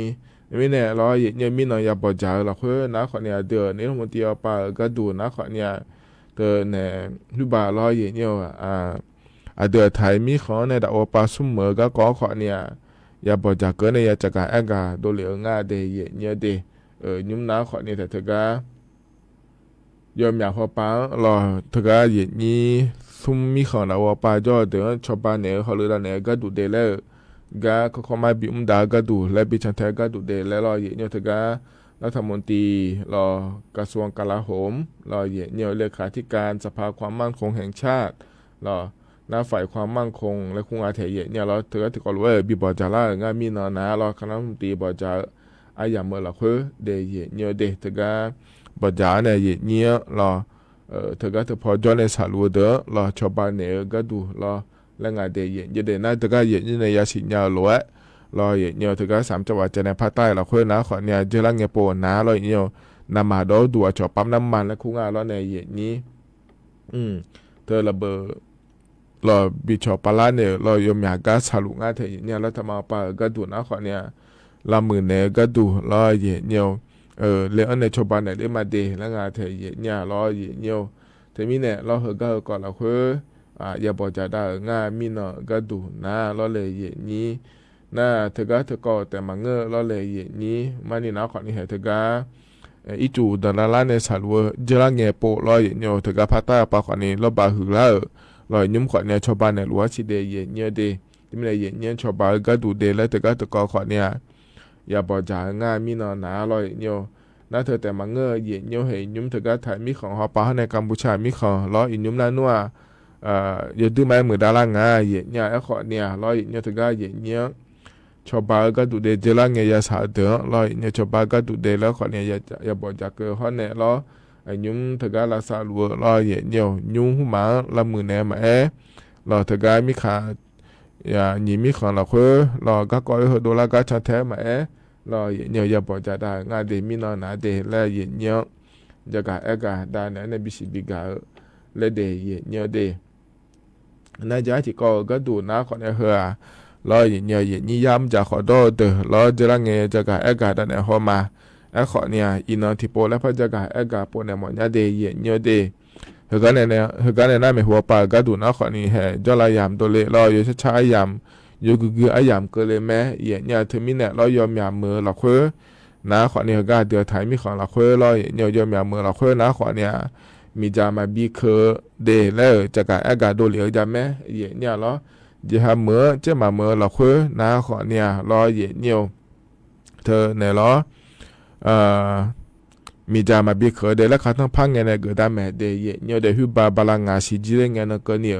มาบีเคเดเยเนี่ยเดถึงมีเนี่ยเฮก็เฮอยู่หาเมื่อเราค่อยอยู่หาในถาหลวยาชอนแทงเดเยเนี่ยเดถึงมีเนี่ยอยู่หานาลูเวยาชอนแทแม่เยเนี่ยชอนมีจาตะเคเดและนะคนนี้มีจาตะเครอเดเยเนี่ยเดนะถึงก็เนี่ยกรมส่งเสริมการเกษตรและคู่ปานเนี่ยรอเยเนี่ยก็พอในจากการโดนเลยยุ่งว่าโยมาหัวจันดาถิ่มพยังงาเทียเนี่ยล้ออันตีอันเนี่ยล้ออันตีก็บลาเฉลล้อบลาหนีสินะฮิบะอันสุ่มเชติบลาสุ่มเสียกันในโยฮาเนี่ยระยำจะขอดอล้อคือมีจะเคยยามอนในเจ้าหน้าที่ปานเนี่ยยาวนะล้อเยเนี่ยรัฐบาลปานเนี่ยมีหัวปาชบายาวเจเยเนี่ยมาชบานเนี่ยเดเยเนี่ยเดเจมาเจเงี้ยล้อที่หัวนาเบอร์ให้เช็คข่าวก็ชาวบ้านเนี่ยรู้แล้วที่ไรที่พระบาโลแล้วมาจากเมลอนเนี่ยนี่ลำใหญ่สิลาสากาโลแล้วชาวบ้านยาวโลอดูข่าวพอชาวบ้านยาวโลแล้วเราเลยอย่างนี้แล้วเขามาช่วยข่าวพอปะชาวบ้านยาวโลเดี๋ยวต่อหลวงเราอยู่หายาเมื่ออยู่เจนาหลวงเดียร์เนี่ยเดี๋ยวงานเนี่ยก็เกิดการแต่มาเงอรออย่างเดียวเธอก็ส่วนมาข่าเธอก็งานเนี่ยอันเนี่ยเกิดรวยรออย่างเดียวมีจากเขือเนี่ยเจ้าหน้าที่เอาไปหนีเนี่ยเนี่ยอยู่หายาหลักคุยรอมีจากเขือเนี่ยเจ้าหน้าที่เอาไปเนี่ยหนีเนี่ยนะรอก็ไม่หัวปลาสุ่มของกันนี่เจ๊เนี่ยมาบีกันเนี่ยมาชอบเนี่ยก็ดีแล้วธุรกิจงานแถวเนี่ยรอนั่นมีจากเขือแล้วก็นะคนนี้อยู่หายในเขือมาช่องการจะในบีเขือมารอน่าอยู่ก็อยู่โดนเนี่ยก็เดือดยาหลักคุยโดนหยอเลือก็มาเธอมีเนี่ยรอเนี่ยอยู่หายยังเนี่ยหลักคุยมีจามีก็จะพิถังงานแถวเนี่ยรอแต่ก็อยู่หายังเงี้ยมาบิดงเลยผายแล้วเรามีจะพัดโดล่าขอนี้แล้วมันเนี่ยเหตุนี้แต่มีเนี่ยรอเหตุนี้เขาก็น้าขอนี้เหตุนี้ย้ำจะขอโทษเด้ออยู่กันนะรู้ว่าอยู่หายังยาผายมีจะมาเคือแล้วมีจะมาบิดงล่าเนี่ยยังยาผายแต่ก็รัฐบาลปนเนี่ยเหตุนี้ชาวบ้านเกินเนี่ยเธอเราอยากขอนาลูอยากเกินยาเนี่ยก็ดูเดแล้วเราเหตุนี้เธอมีเนี่ยเหตุนี้จะกะด้านเนี่ยบิสบิกาเลเดเหตุนี้เด นะขอเนี่ยที่เกาะและเหยียดเนี่ยแล้วน่าจะที่เกาะก็ดูนะขอในการเลือกตั้งก็เกาะจะกะอากาศด้านมาเหยียดเนี่ยก็เกิดแล้วอันรอเหยียบาลานิซีอ่ะคนญี่ปุ่นอาจจะโกช่วยงั้นเนาะอย่าย้อนนะรู้จะกะอากาศด้านรู้ว่าเดือไทยมีของเราค่อยนะการเลือกตั้งสมาชิกสภาผู้แทนราษฎรและขั้วอันเนาะก็เลยไม่ได้สสชเชี่ยวรอนะเฮก็ปวดก็ดูนะขอในสสชเชี่ยวก็ดูแต่มาเงยเหยียดเนี่ยแต่การออกเสียงประชามติและขั้วเธอขอนี้ยังเดย์เหยียดเนี่ยเดการออกเสียงประชามติเธอนะขอเนี่ยเธอในเยอะกฎหมายรัฐธรรมนูญและขั้วเธอรอเดือดไทยมีของเราค่อยยุ่มนะขอนี้จะละเงี้ยคนญี่ปุ่นอาญาโกเชงเงี้ยขัวยุ่มลูงาเธอเหยียดเนี่ยขอเนี่ยยุ่มเธอก็ประชามติจังเธอนะขอนี้เยอะสื่อยาหมอเมียโลโยงาโลเลยเหยียดเนี่ยนะหายรอเหยียดเนี่ยยาหมอเมียเดล่ายาหมอเมียแล้วเพื่อนกันอันนั้นเหยียดกันก็ละนะขอเนี่ยเธอก็รอเนี่ยเห็นชอบแล้วคุณอาเธอเนี่ยยาหมอเมียนะเห็นชอบแล้วงานเราในนี้นะโยผมเกิดมาเนี่ยมายาโยสูมายาหมอเนี่ยขอเนี่ยไม่เห็นชอบแล้วคุณก็ก่องานในเหยียดนี้เราถึงมีเนี่ยรอเหยียดเนี่ยเธอก็รัฐธรรมนูญเธอก็โยสื่อเฮมนะอายุร่วมมืองาโยซักซ้อพักแล้วก็ดูงาแล้วนะขอนี้เธอยุ่มหย่อนยุ่มนาหลวงบิ๊กเกอร์ในเลยมาเดและเกิดงาเธอเนี่ยกกตปาก็ดูนาเลยเนี่ยถึงมีในเฮก็เฮงเมียเฮมียนอรออายามเธอก็ก้อนมาเกล้ามีนะรอยเนี่ยย่อเฮก็รอเยเนี่ยก่อนหมายรัฐธรรมนูญและข้อยสือเกือผ้างาโลมาเกือผ้างาโลและผ้าดุมเธอมาเธอก็รัฐอันเจนี้กกตปาในบิ๊กเกอร์ในเลยก็ยังมือผ้ากือหอเนี่ยรอเหยียดเนี่ยอันนั้นก็แล้วนะคนนี้อยู่ฮะรอยาหมอเมียเดแล้วเห็นชอบแล้วก่อนเนี่ยรอมายาหมอเนี่ยเดยสูมายาหมอเนี่ยเยอะมึงเกิดมาเดแล้วถึงก็ถึงพัดดุมาโยมาในบินเนี่ยละก็กือหอเนี่ยรอเนี่ยเยอะมึงเกิดมาแล้วนะคนนี้ไม่เห็นชอบแล้วก่อนยาพายรอเหยียดเนี่ยเธอเนี่ยเกิดยาแม่เดเหยียดเนี่ยเดกือยาแม่เดมึงก็นะคนนี้ยุ่งเบอร์เหรอเธอเนี่ยรอติ๊กต่อเขาไปเนี่ยมายูทูบมาเนี่ยมารอเหยียดเนี่ยรัฐธรรมนูญเสือก็เกิดแล้วแกหุ่มเหอะรออย่างเดียวอายุมืองาอายุซะซ้อพักงาเลยรอกังอย่างถ่ายเจียขอจะมีอาเทยเนี่ยเดแต่ก็จะพอในขอเนี่ยขอเนี่ยรออย่างเนี่ยขอเนี่ยมือดื้อหุ่มน้าขอเนี่ยเธอก็พัดดุมละคุยรอให้หุ่มน้าชาดื้องานในอย่างนี้บอกอันถ่ายรอถึงมีเนี่ยรอให้เงี้ยนะขอเนี่ยสสชเชี่ยก็ดูแต่มาเงอะรอเธอก็การออกเสียงประชามติและขั้วเธอขอเนี่ยยาแม่เดและให้หุ่มขอเนี่ยกองงานเดและจะกะกาด้านไหนเลยเดย์เหนียวนาทีนาเบอร์อันเหยียงเงินมาตอนนี้เลยแหละเราสอก็มาตอนนี้เลยแหละแต่การอันติดเงินก็อีมาเลยและเหนือถ่ายเดอนะขอเนี่ยอันติดเงินพักก่อขอนี่เราสอก็ขอเนี่ยอันเหยียงเงินเธอการอยามที่เห็นยุดดัวเนี่ยเราเหนียวการออกเสียงประชามติแล้วขั้วถึงพยาจังเลยจะเดือดเสือโยซื้อก็ถึงก็ดูแต่มาเหยียงเนี่ยเหรออันติดเงินก็เดินนะเดแล้วขอเนี่ยอันเหยียงเงินจะมาลุ้นเนี่ยยามาต่อมาเลยนะขอเนี่ยเฮืองเงินอันเหยียงเงินก็ดูแล้วนั่นว่าสมตะเฮืองเงินแต่ก็จิงาเดเหยียงเนี่ยเดมีอะไรเหรอนะขอเนี่ยยุ่งเหรอกาอันดับแบบยามเหรอเราคุยล้อเหยียงนี่นะทนจนในจะกะกะดานเนี่ยในบีซีบีกาเดเหยียงเนี่ยเหรอกาหนาวเนี่ยล้อตัวชาติบิมแล้วพระรหัสดามาเดเหยียงเนี่ยเดยุ่งเหรอกาพอเนี่ยบินรหัสดาตัวชาก็บิมแล้วขอเนี่ยอาโดมอลองในชาตัวชาเหยียงเนี่ยล้อตัวชาชุมยานาก็อีเจอขอและงาเดก็บิมที่ขอร้อยนะฮะเบียดามาเหยียงเนี่ย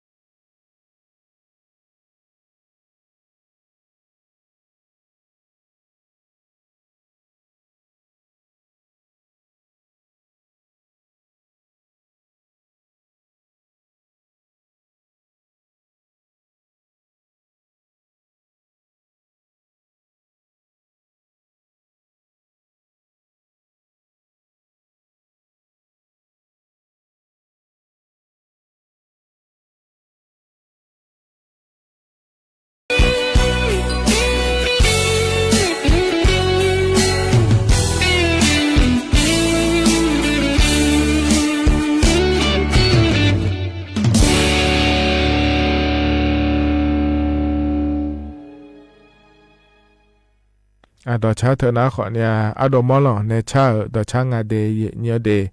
ดอชาชมยนะรอเยเนียก็อีเจอขอแล้วเทเยเนียล้อยอนาลุเอนะหาเบียวดูล้อเยเนียวเดี๋ยวนอปาลาเนี่ยนะหาล่าเยนี้ยอนาลุเอดูธรรมะเดเธอก็นาดีเชหลังกันนี่ล้องานไหนอายุเชื่อเหมือนไหนที่ขอหลวงจอดามาเยเนี่ยเทียนาอยู่ขายเยอะละเดือนเนี่ยอยู่ขายเยอะเนี่ยอยู่ขามาเดและรอยุ่มมันเงี้ยนี่ล้อเยเนียวมาขอมารอเธอนากามาจะมาพิเทลเดเยเนียเดมึงนะพัฒจีลามึงนะมีจัจีลานะขอเนี่ยเจ้าเยเนียวอุจิอยู่เมื่อเดขอเนี่ยยุ่มมาอยู่ขายเยอะนี่ล้อมึงนะจันเทเจอเดนะขอเนี่ยงานไหนล้อนาลีเชื่อหลังกันนี่ที่ขอหลวงแล้วจอดามาเดเยเนียวเดเฮกันเนี่ยนะเราก็กอลเลมถ่ายจะกะกะดันเนี่ยมาเยเนียวอาจือยามยานมีตะกะเยเนียวจังพาแกก็มายาจะกะกะดันเนี่ยบิสิบิกาล้อเยเนียวขอสุดโดเลขอเนี่ยล้อเยเนียวเธอเนี่ยเยนี้ยามยาเนี่ยจ้องอาเสียเยเนี่ยจอแก๊งคอเซ็นเตอร์และขั้วเธอตัวเนี่ยไม่ซื้อบิซื้อเดเยเนียวเดนะที่มีเนี่ยล้อเยเนียวก็เยนี้ย้อนยาพายแล้วจะกะดันเนี่ยเยเนี่ยล้อยังพาแกดันเบก็หึมนะขอเนี่ยเธอก็เยเนียวการไฟฟ้าแล้วคงล้อมีจ่าหุ่มมาอยู่เฮก็พอรู้ด้านเนี่ยล้อเยเนี่ยจะการก็เนี่ยเหลือเดเยเนี่ยเดเธอก็นักฮอปาเนี่ยล้อเยเนี่ยนักเงี้ยช่องล้านเนี่ยเฮเดโน้ยมีจ่าไฟฟ้าอยู่ก็ดูเฮยาพังเดแล้วมาเสียเราล้านนะขอเนี่ยถ้าจังเลเจเดเยเนี่ยเดถ้าจังเลเดแล้วธุรกิจงานเทเยเนี่ยเราจะมีเนี่ยงานแล้วก็นะอายุมาเธอก็การไฟฟ้าแล้วขั้วปาก็ดูนะคนนี้นักฮอปาเงี้ยช่องล้านเนี่ยล้อเยเนี่ยเฮอีกคนละคือบีพาเดแล้วเราเนี่ยมาอยากเจเยเนี่ยเราจะมีเนี่ยยอมาทุรเอลานะถ้าจังเลเดแล้วทุรก็ง่ายแท้เยเนี่ยเจลังเงยมีอะไรทุรไม่ซื้อไปเสียเนี่ยเราลายหุ่มมันชอบบีชอเนี่ยเราลายเขาปานที่โปแล้วสตาฟบีลาจ่ายอมเนี่ยจงเจเดเยเนี่ยเดที่มีเนี่ยเฮเยนี่จะเนี่ยพายแล้วจะกะดังนั้นเนี่ยบิสิบิกาเลเดนะเยเนี่ยเราถ้าก็ยังพายก็เกาะเราเมียนี่นะขอเนี่ยชอบหมอดงโลไม่ซื้อละงาเจเลยอย่าจากการโดนเนี่ยอยากแม่เนี่ยเนี่ยขอเนี่ยยุ่มหนาเดเนี่ยเด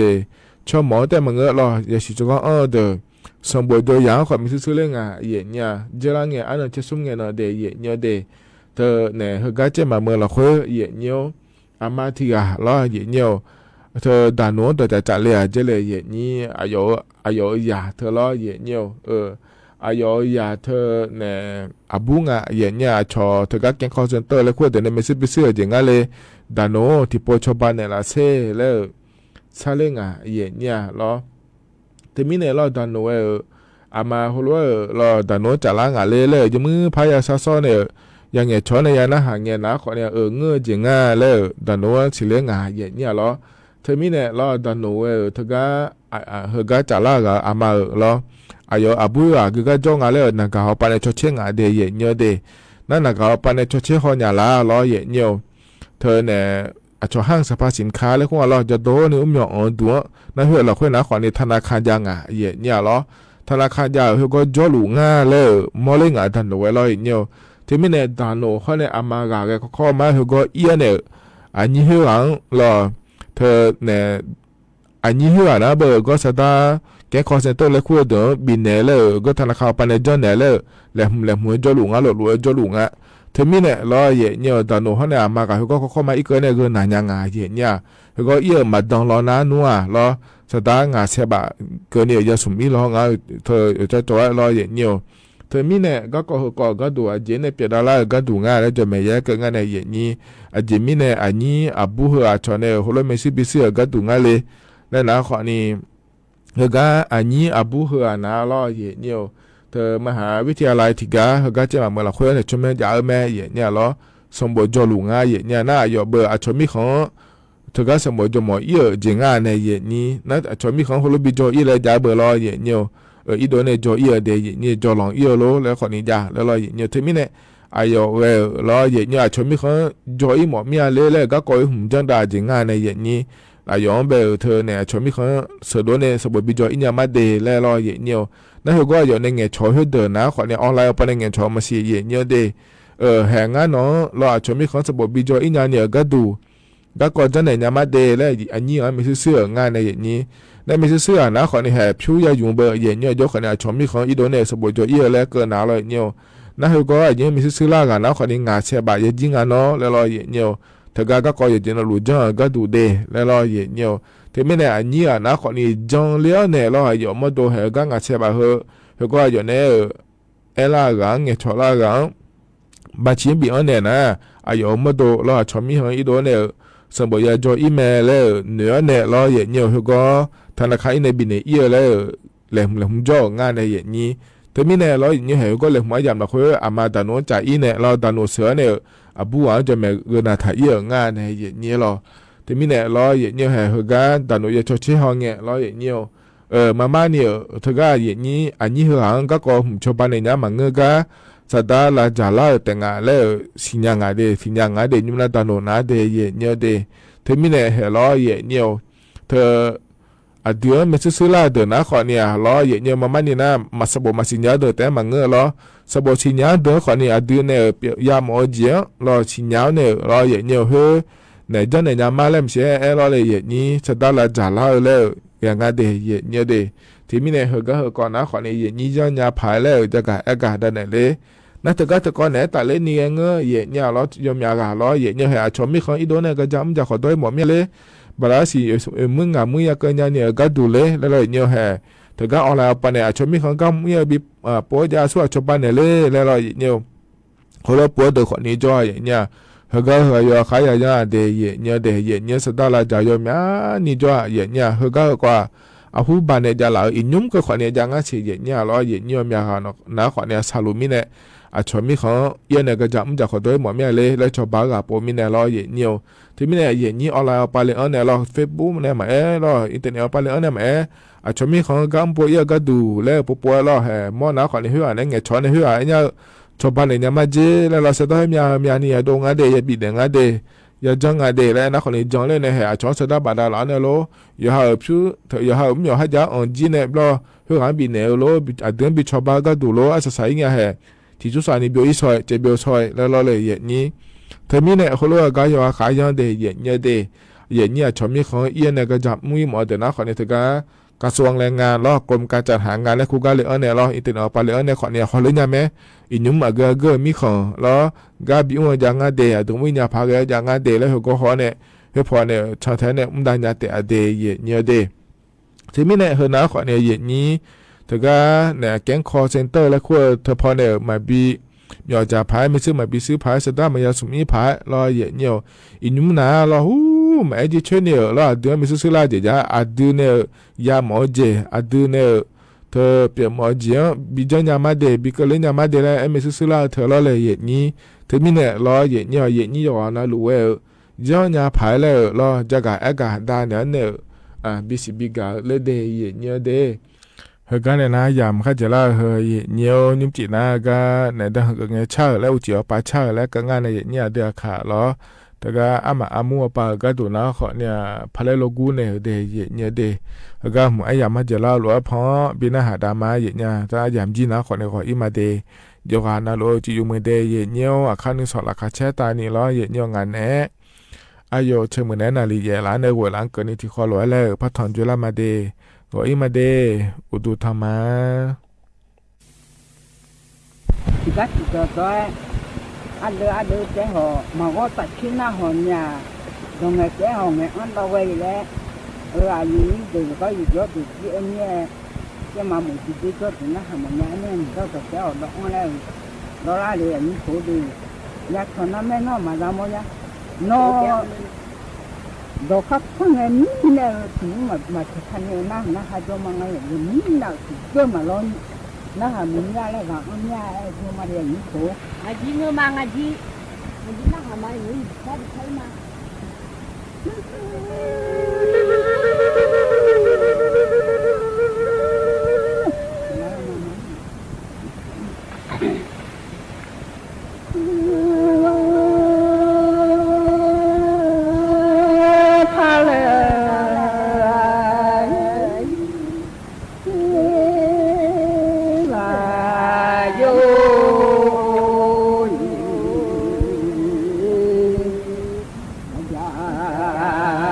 Hallelujah.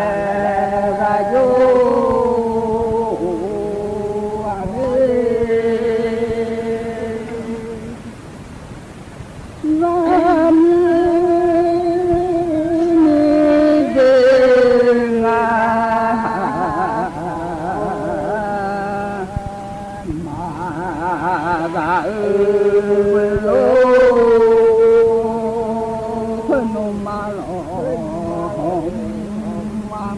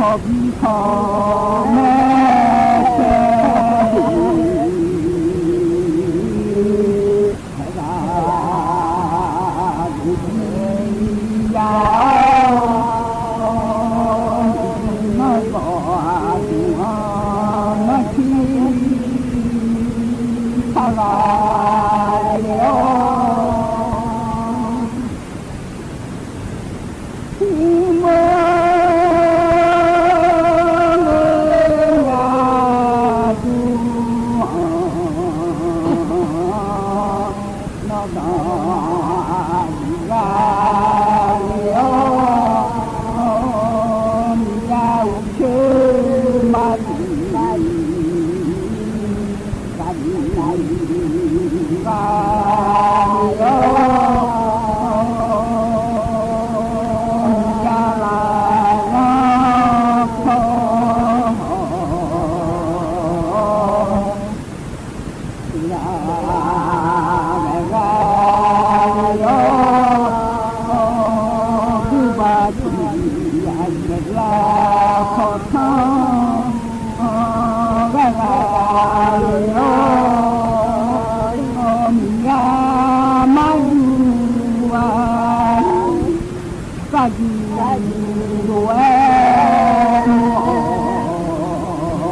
Mì Gõ để không bỏ lỡ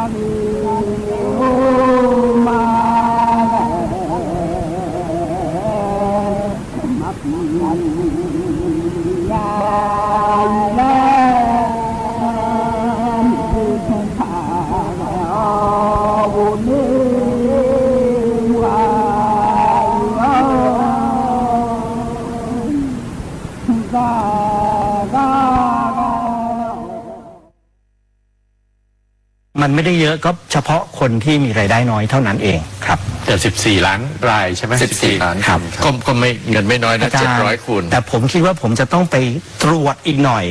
เพราะบางคนจบปริญญาเอกบางคนจบปริญญาโทต้องเอาออกนะอาจารย์ต้องไปทบทวนต้องไปทบทวนต้องจนจริงกรองออกไปอีกเพราะว่าตรงนี้ผมก็มองว่ามันกรองได้อีกพอสมควรแหละสุดท้ายน่าจะเหลือต่ำกว่า10 ล้านคนอาจารย์ครับแต่ว่าหม่อมกรครับนโยบายแบบนี้แจกมานานแล้วคิดว่าเมื่อไหร่จะเลิกแจกคืออย่างนี้ฮะจริงๆเรื่องแจกผมไม่ได้ชอบนะครับจริงๆเราไม่ได้อยากแจกแต่เราอยากจะลดความเหลื่อมล้ำทุกวันเนี้ยรวยกระจุกจนกระจายอาจารย์ก็ทราบนะครับมันไปไกลแล้วล่ะเรื่องรวยกระจุกจนกระจายเราเพียงแต่กลับมาจุนเจือสังคมในงบประมาณที่พอสมควรต้องกราบเรียนว่าการเสนองบประมาณครั้งนี้นะอาจารย์เป็นการเสนอที่น้อยที่สุดในการเลือกตั้ง3 ครั้งของพลังประชารัฐเลยน้อยที่สุดแล้วครับครับวันนี้เดี๋ยวพักกันสักครู่หนึ่งนะครับคุณผู้ชมครับฟังเสียงประชาชนที่จังหวัดยะโสธรครับคาดหวังการเลือกตั้งครั้งนี้มากน้อยขนาดไหนไปฟังกันครับตอนนี้พรรคไหนก็ได้ครับแต่ขอให้คุณทำให้ได้เหมือนกับคุณตั้งสโลแกนไว้ครับทำยังไงก็ได้ครับขอให้ชาวบ้านมีกินมีใช้มีหนี้ก็ขอให้น้อยลงขอให้เงินหมุนเวียนในชุมชนก่อนไปที่จะเป็นตลาดข้างบนนะครับสำคัญคือความไว้วางใจคุณเป็นผู้นำถ้าคุณทำได้เหมือนที่เคยพูดไว้กับชาวบ้านนั่นแหละครับความมั่นใจที่ชาวบ้านจะเลือกคุณต่อไปอยากให้เป็นซอยเหลือประชาชนให้เยอะๆแบบอยากได้แบบที่เพิ่นแบบว่าถามมองได้แบบว่ามีความเดือดร้อนอีหยังค่ะให้เพิ่นได้ซอยทั่วถึงแบบถึงหมู่บ้านให้ลูกศิษย์มันซอยที่แบบพื้นที่ชายแดนอย่างแบบบ่ให้มีเรื่องมีเล่ากันอยากให้แบบให้เพิ่นเน้นน้ำการศึกษาแม่เพิ่นจะได้แบบว่าพัฒนาการเล็กหน่อยขึ้นเยอะๆมาพัฒนาอาชีพให้ประชาชนให้เกษตรกรหาอาชีพมาส่งเสริมประชาชนแบบสร้างอาชีพไม่ใช่ว่าเหมือนเอาเงินมาให้เขาฟรีๆแล้วเขาก็จะรอเขาก็ไม่คิดว่าเขาจะทำมาหากินอะไรเขาก็จะรอเฉพาะเงินที่เขาได้มาฟรีๆแล้วคนที่ทำงานก็ต้องเสียภาษีคนที่ดิ้นรนก็ดิ้นรนคนที่ไม่ดิ้นรนก็ไม่ดิ้นรนก็รอที่จะเอาเงินส่วนนั้นแต่สิ่งที่ดีที่สุดก็คืออยากให้ส่งเสริมอาชีพให้ทุกคนมีอาชีพมีรายได้ค่ะก็คืออยากจะให้มาพัฒนาชุมชนอย่างซื่อสัตย์สุจริตแล้วก็มาบริหารบ้านเมืองแบบดีแล้วก็นำความเจริญมาให้กับชุมชนของเราครับผมอยากได้นายกแบบที่เห็นผลประโยชน์ของประชาชนมากกว่าผลประโยชน์ของตนส่วนตัวนะครับอยากจะให้ดูแลประชาชนเข้าใจประชาชนหลายกว่าพรรคพวกของเจ้าของเองครับเศรษฐกิจบ้านเฮานี่ผมมองมึงแล้วเข้าใจนะครับว่าเศรษฐกิจโลกอาจจะดรอปลงนะครับแต่เศรษฐกิจบ้านเฮานี่ก็อยากจะมองว่าประชาชนบ้านเฮานี่อยากจะให้พัฒนาในการเกษตรกรและก็ให้เพิ่ม สินค้าในการส่งออกของเกษตรกรหลายกว่าเก่านะครับเฮ็ดแปรรูปหรือหยังก็ได้นะครับให้สำคัญของเกษตรกรคือไม่จักน้อยนะครับประชาชนทุกคนนะครับที่มีสิทธิ์เลือกตั้งที่จะมาถึงนะครับอยากจะให้เลือกคนที่พัฒนาประเทศพาประเทศก้าวไปในที่พัฒนาขึ้นแล้วก็ซอยเหลือประชาชนโดยความตั้งใจเขามาพัฒนาประชาชนพัฒนาประเทศให้ท่านโลกท่านเหตุการณ์ขึ้นนะครับ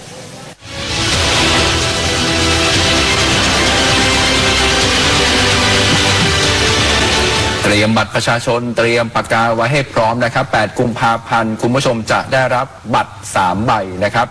บัตรสีเขียวสำหรับการเลือกสสเขตบัตรสีชมพูเลือกสสแบบบัญชีรายชื่อและบัตรสีเหลืองสำหรับการออกเสียงประชามติเห็นสมควรมีรัฐธรรมนูญฉบับใหม่หรือไม่ต้องถามพรรคพลังประชารัฐถามหม่อมกรด้วยครับเห็นสมควรมีรัฐธรรมนูญฉบับใหม่หรือไม่ครับคงต้องฟังเสียงพี่น้องประชาชนนะครับว่าท่านออกประชามติอย่างไรแต่สิ่งที่เรายืนยันมั่นคงก็คือหมวด1หมวด2เราไม่แก้แน่นอน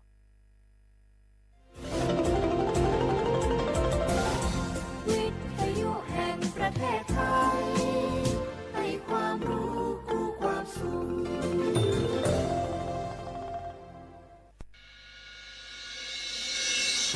สถานีวิทยุกระจายเสียงแห่งประเทศไทยจังหวัดเชียงใหม่ AM 1476 กิโลเฮิรตซ์สถานีวิทยุภาคภาษาชาติพันธุ์แห่งเดียวในประเทศไทยที่มีความทันสมัยเชื่อถือได้สร้างอัตลักษณ์กลุ่มชาติพันธุ์สู่สากลพล่ะแก้วเกยสังเกตก็ในปฏิทินไทยมีวันสำคัญเกี่ยวกับสถาบันพระมหากษัตริย์อยู่เกือบทุกเดือนเลยนะแต่ก็นี่แต่กะก็อย่างเช่นเดือนมกราคมวันที่17วันป่อขุนรามคำแหงวันที่18วันสมเด็จพระนเรศวรมหาราชส่วนเดือนมีนาคมวันที่31วันพระบาทสมเด็จพระนางเกล้าเจ้าอยู่หัว2เมษายนวันคล้ายวันพระราชสมภพกรมสมเด็จพระเทพราช6เมษายนวันจักรี4พฤษภาคมวันชัดมงคล3มิถุนายนวันเฉลิมพระชนมพรรษาสมเด็จพระนางเจ้าพระบรมราชินีใจวันที่28กรกฎาคมวันเฉลิมพระชนมพรรษาพระบาทสมเด็จพระเจ้าอยู่หัววันที่12สิงหาคมกับวันแม่แห่งชาติ24กันยายนวันมหิดลนี่เดือนตุลาคมก็มีวันสำคัญก็คือ13ตุลาวันคล้ายวันสวรรคตของในหลวงรัชกาลที่9วันที่21ตุลาวันคล้ายวันพระราชสมภพสมเด็จย่าและก็23ตุลาก็เป็นวันปิยมหาราชวันที่14พฤศจิกายนวันพระบิดาแห่งฝนหลวง25พฤศจิกายนวันวชิราวุธและก็วันสำคัญในเดือนธันวาคมคือวันที่5วันป่อแห่งชาติครับสังคมไทยเฮาให้ความสำคัญกับวันเหล่านี้คนไทยฮักและก็เทิดทูนสถาบันพระมหากษัตริย์เพราะสถาบันพระมหากษัตริย์อยู่คู่กับคนไทยมาอย่างยาวนานปรารถนาดีจากสำนักงานประชาสัมพันธ์ที่3กรมประชาสัมพันธ์ค่ะ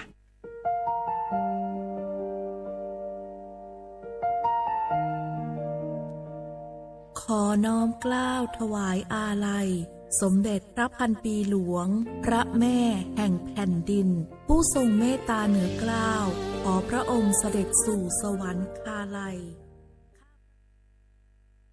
43แล้วก็สร้างรั้วถาวรไทยกัมพูชาแล้วก็เลือกเบอร์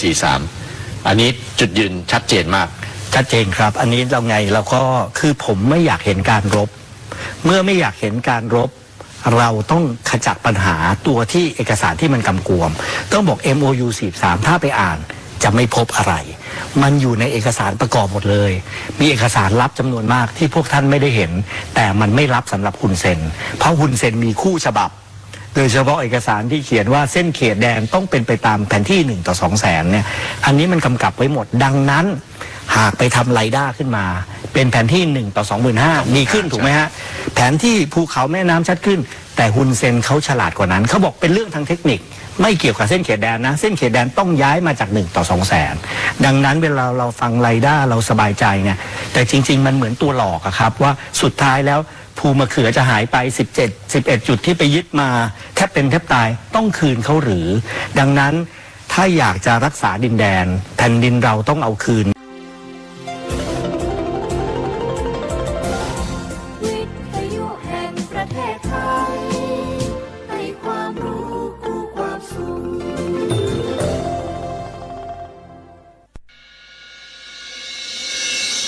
สถานีวิทยุกระจายเสียงแห่งประเทศไทยจังหวัดเชียงใหม่ AM 1476 กิโลเฮิรตซ์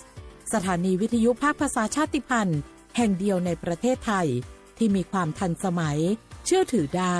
สร้างอัตลักษณ์กลุ่มชาติพันธุ์สู่สากล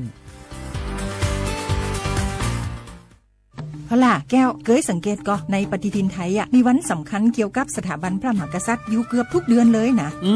แต่ก็นี่แต่กะไปอย่างเช่นเดือนมกราคมวันที่17วันป่อขุนรามคำแหงวันที่18วันสมเด็จพระนเรศวรมหาราชส่วนเดือนมีนาคมวันที่31วันพระบาทสมเด็จพระนางเกล้าเจ้าอยู่หัว2เมษายนวันคล้ายวันพระราชสมภพกรมสมเด็จพระเทพราช6เมษายนวันจักรี4พฤษภาคมวันชัดมงคล3มิถุนายนวันเฉลิมพระชนมพรรษาสมเด็จพระนางเจ้าพระบรมราชินี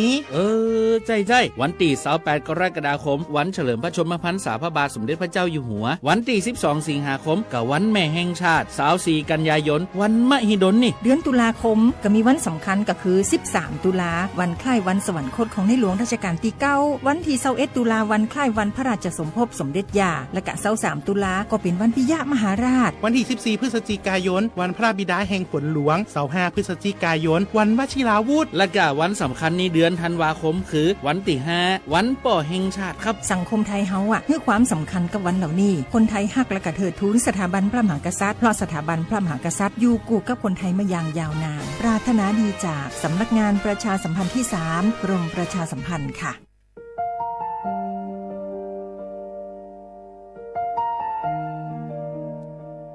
ขอน้อมเกล้าถวายอาลัย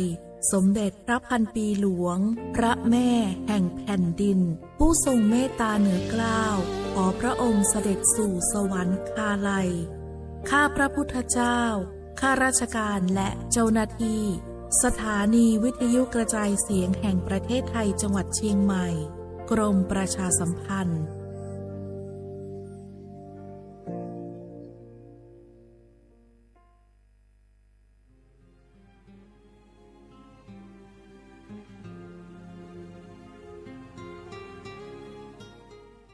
This is a moment of profound grief for the Kingdom of Thailand. The collective voices of Radio Thailand Chiang Mai join the Thai nation in mourning the passing of our beloved Queen Martha, Her Majesty Queen Sirikit. Her life was a testament to the unwavering service, grace, and deep love for the Thai people. Our humble condolences and thoughts are with His Majesty the King, the royal family, and all the Thai people during this deeply sorrowful time. We will remember her forever.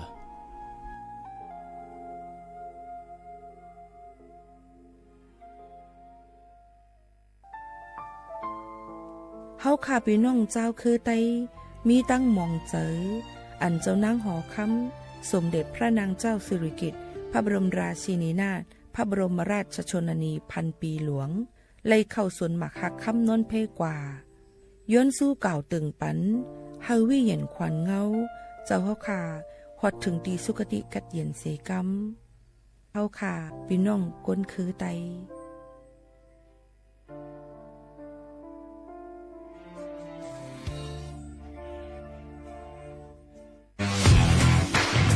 รัฐบาลไทยประกาศสงครามสแกมเมอร์รัฐบาลจึงได้ประกาศสงครามกับสแกมเมอร์ในฐานะที่สแกมเมอร์เป็นวาระแห่งชาติและในวันนี้ผมก็ได้ใช้โอกาสนี้มารายงานความคืบหน้าและเน้นย้ำถึงสิ่งที่เราต้องร่วมกันทำต่อไปรัฐบาลได้จัดตั้งคณะกรรมการอำนวยการป้องกันและปราบปรามอาชญากรรมทางเทคโนโลยีขึ้นมาโดยมีผมเป็นประธานด้วยตนเองเพื่อให้ทุกหน่วยงานทำงานไปในทิศทางเดียวกันเราได้มีการลงนามบันทึกความเข้าใจระหว่าง15หน่วยงานหลักทั้งภาครัฐและภาคเอกชนตลอดจนสถาบันการเงินเพื่ออุดช่องโหว่ทางการเงินและตัดเส้นทางเงินของขบวนการอาชญากรรมเหล่านี้ให้สิ้นซากรวมพลังคนไทยต้านภัยสแกมเมอร์นายอนุทินชาญวีรกูลนายกรัฐมนตรี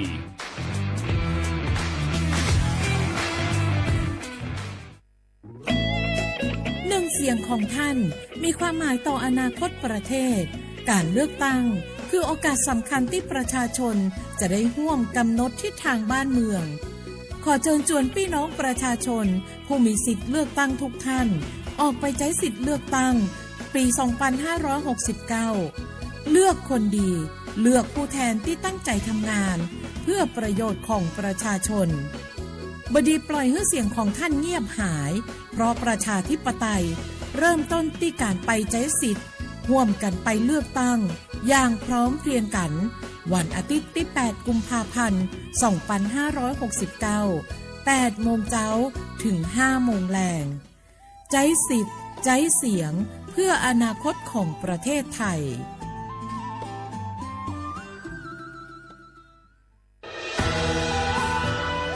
จากศาลากลางจังหวัดน่านหลังเก่าพัฒนาสู่การเป็นศูนย์การเรียนรู้นันทศิษย์ป่าคารโดยมูลนิธิรักป่าน่าน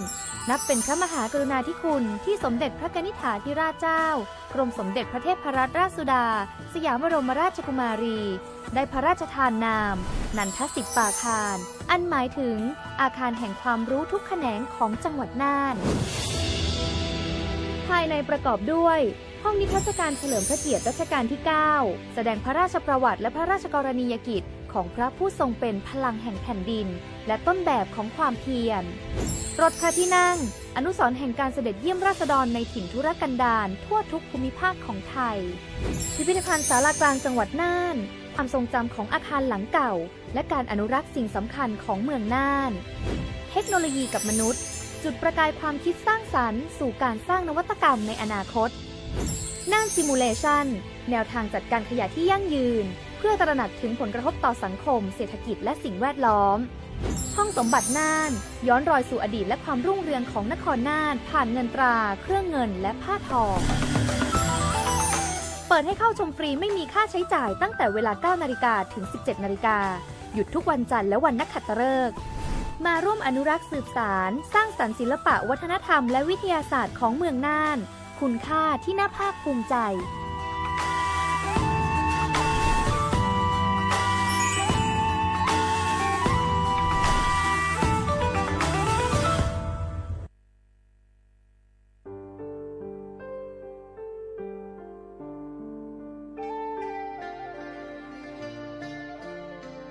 มูลนิธิร่วมจิตน้อมเกล้าเพื่อเยาวชนในพระบรมราชินูปถัมภ์ขอเชิญชวนผู้มีจิตศรัทธาทุกท่านเข้าร่วมบรรพชาอุปสมบทหมู่93รูปเพื่อน้อมรำลึกในพระมหากรุณาธิคุณและถวายเป็นพระราชกุศลแด่สมเด็จพระนางเจ้าสิริกิติ์พระบรมราชินีนาถพระบรมราชชนนีพันปีหลวงผู้ทรงพระคุณอันประเสริฐองค์พระบรมราชินูปถัมภ์มูลนิธิร่วมจิตน้อมเกล้าเพื่อเยาวชนจึงขอเชิญชวนบุคคลที่มีอายุ 20 ปีขึ้นไปร่วมอุปสมบทหมู่ระหว่างวันที่ 27 กุมภาพันธ์ ถึง 9 มีนาคม 2569 ณ วัดเทพประธานอธิพรอำเภอสอยดาว จังหวัดจันทบุรี ทั้งนี้รับสมัครตั้งแต่วันที่ 19 ธันวาคม 2568 ถึง 31 มกราคม 2569 โดยไม่มีค่าใช้จ่ายหรือร่วมบริจาคสนับสนุนในโครงการได้ที่ชื่อบัญชีมูลนิธิร่วมจิตน้อมเกล้าเพื่อเยาวชนธนาคารไทยพาณิชย์เลขบัญชี 404-204-2266 สอบถามเพิ่มเติมได้ที่มูลนิธิร่วมจิตน้อมเกล้าโทร 08-0404-2439 และ 08-5114-8900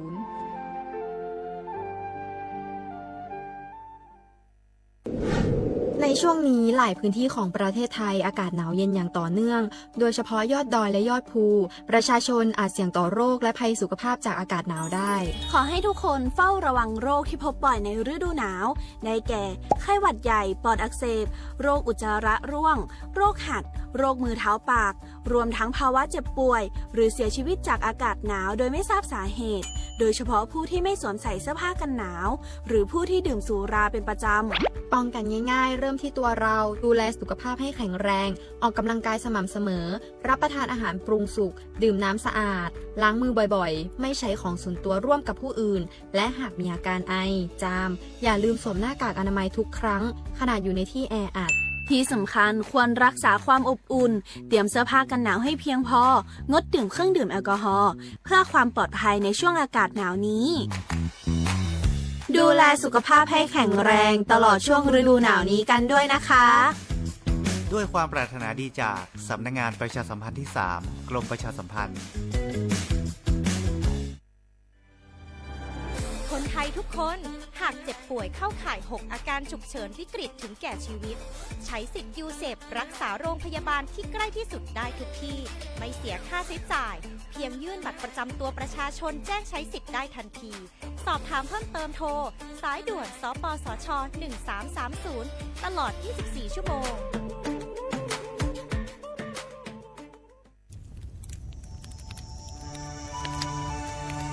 จ่องหู้คาหือ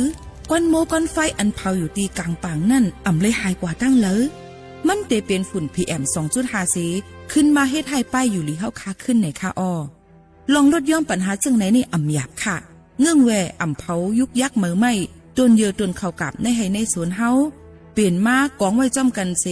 เฮ็ดเป็นฝุ่นสภาวะอ่ำนั้นแจกแผ่ยุกยักเฮมันปอดถูกเมียนอีกป้าดังโฮมมือกันฟังด้วยไฟไหม้ป่าเถินเฮาขาดฉุกลีไลผูกต้นไม้น้ำเพิ่มปันปืนตีสีเขียวเฮ็ดเฮาจันล้มเส้นสายตาเฮากูก็เลยตั้งมุงมองเฮาลีเสฐานหน้ากอกับสืบปืนเผาตี 3กรมประชาสัมพันธ์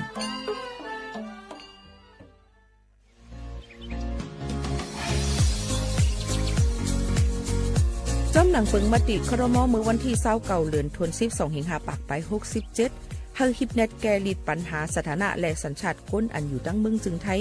จอมมาตรา17นั่น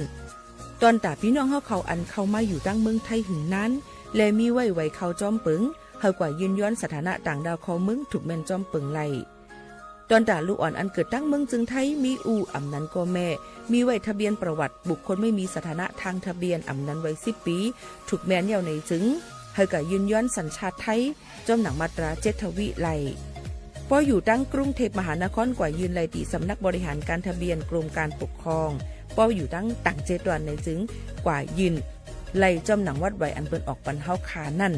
เข้าย้ำเหตุการณ์จอมหนังหลวงปองจึงต่อพอถึงวันที่29เดือน6 2สิงหาคมปากไป69ค่ะ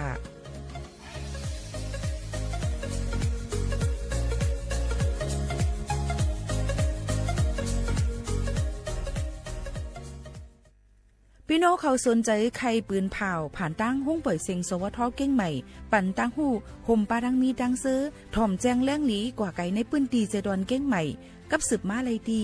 สวทเก้งใหม่หมายฟ้น053-276-068และ0922468579ตาดีไหลตั้งออกปีหนึ่งอันไหนมันมีดีอินแห้งเผาพร้อมกันอ่ำพร้อมกันนั่นก็ยาวเส้นตางตาดีถึงยังหมายเฮานั้นวุ่นจึงหือสร้างจึงหือก็ยาวกำเลืองสุดมาเฮาถูกตีวงห้อมกันในปีสุดเป็นยาวมีปัญหากันถูกตีวงห้อมกันวันนั้นปีไหนก็ดีกว่านั้นเอาจุดมีวงพร้อมกัน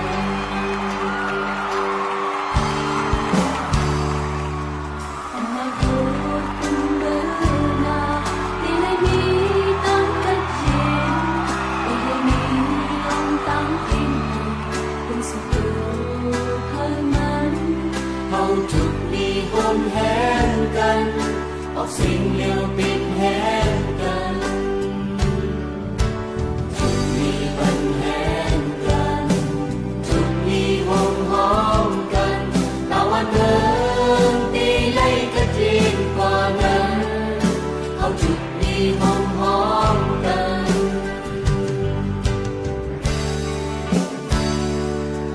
ส่วนใหญ่เฮาก็เคยเป็นตะโกนตะ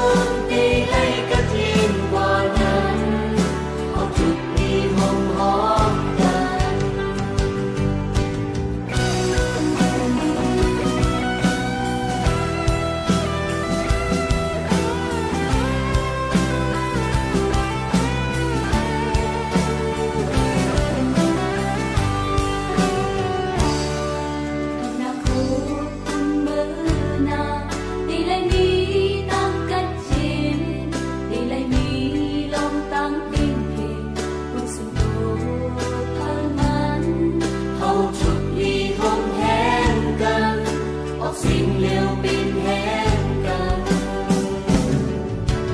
ทุกมีปัญแห่งกันทุกมีหอมหอมกันตะวันเมืองดีไล่กระเทียมกว่านั้นเอาทุกมีหอมหอมกันเอาตัวเอาแห่งใจปัญแห่งคนเจ้าคือเฮามันก็เป็นแห่งกำแพงเจอเหมือน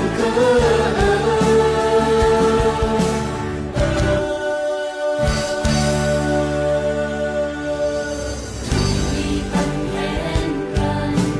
ทุกมีหอมหอมกัน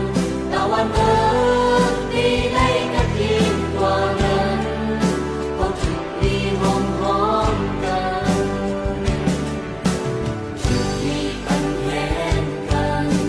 ทุกมีหอมหอมกันตะวันเมืองดีไล่กระเทียมกว่านั้นเพราะทุกมีหอมหอมกันสุดในเฮากาเคินปิดตาปนตามติดปีสังสุหามมอฮิตสังทีตามันสูมุมมองมาทุกมีหงแห่งยาวมันจังปีถึงเยอะมา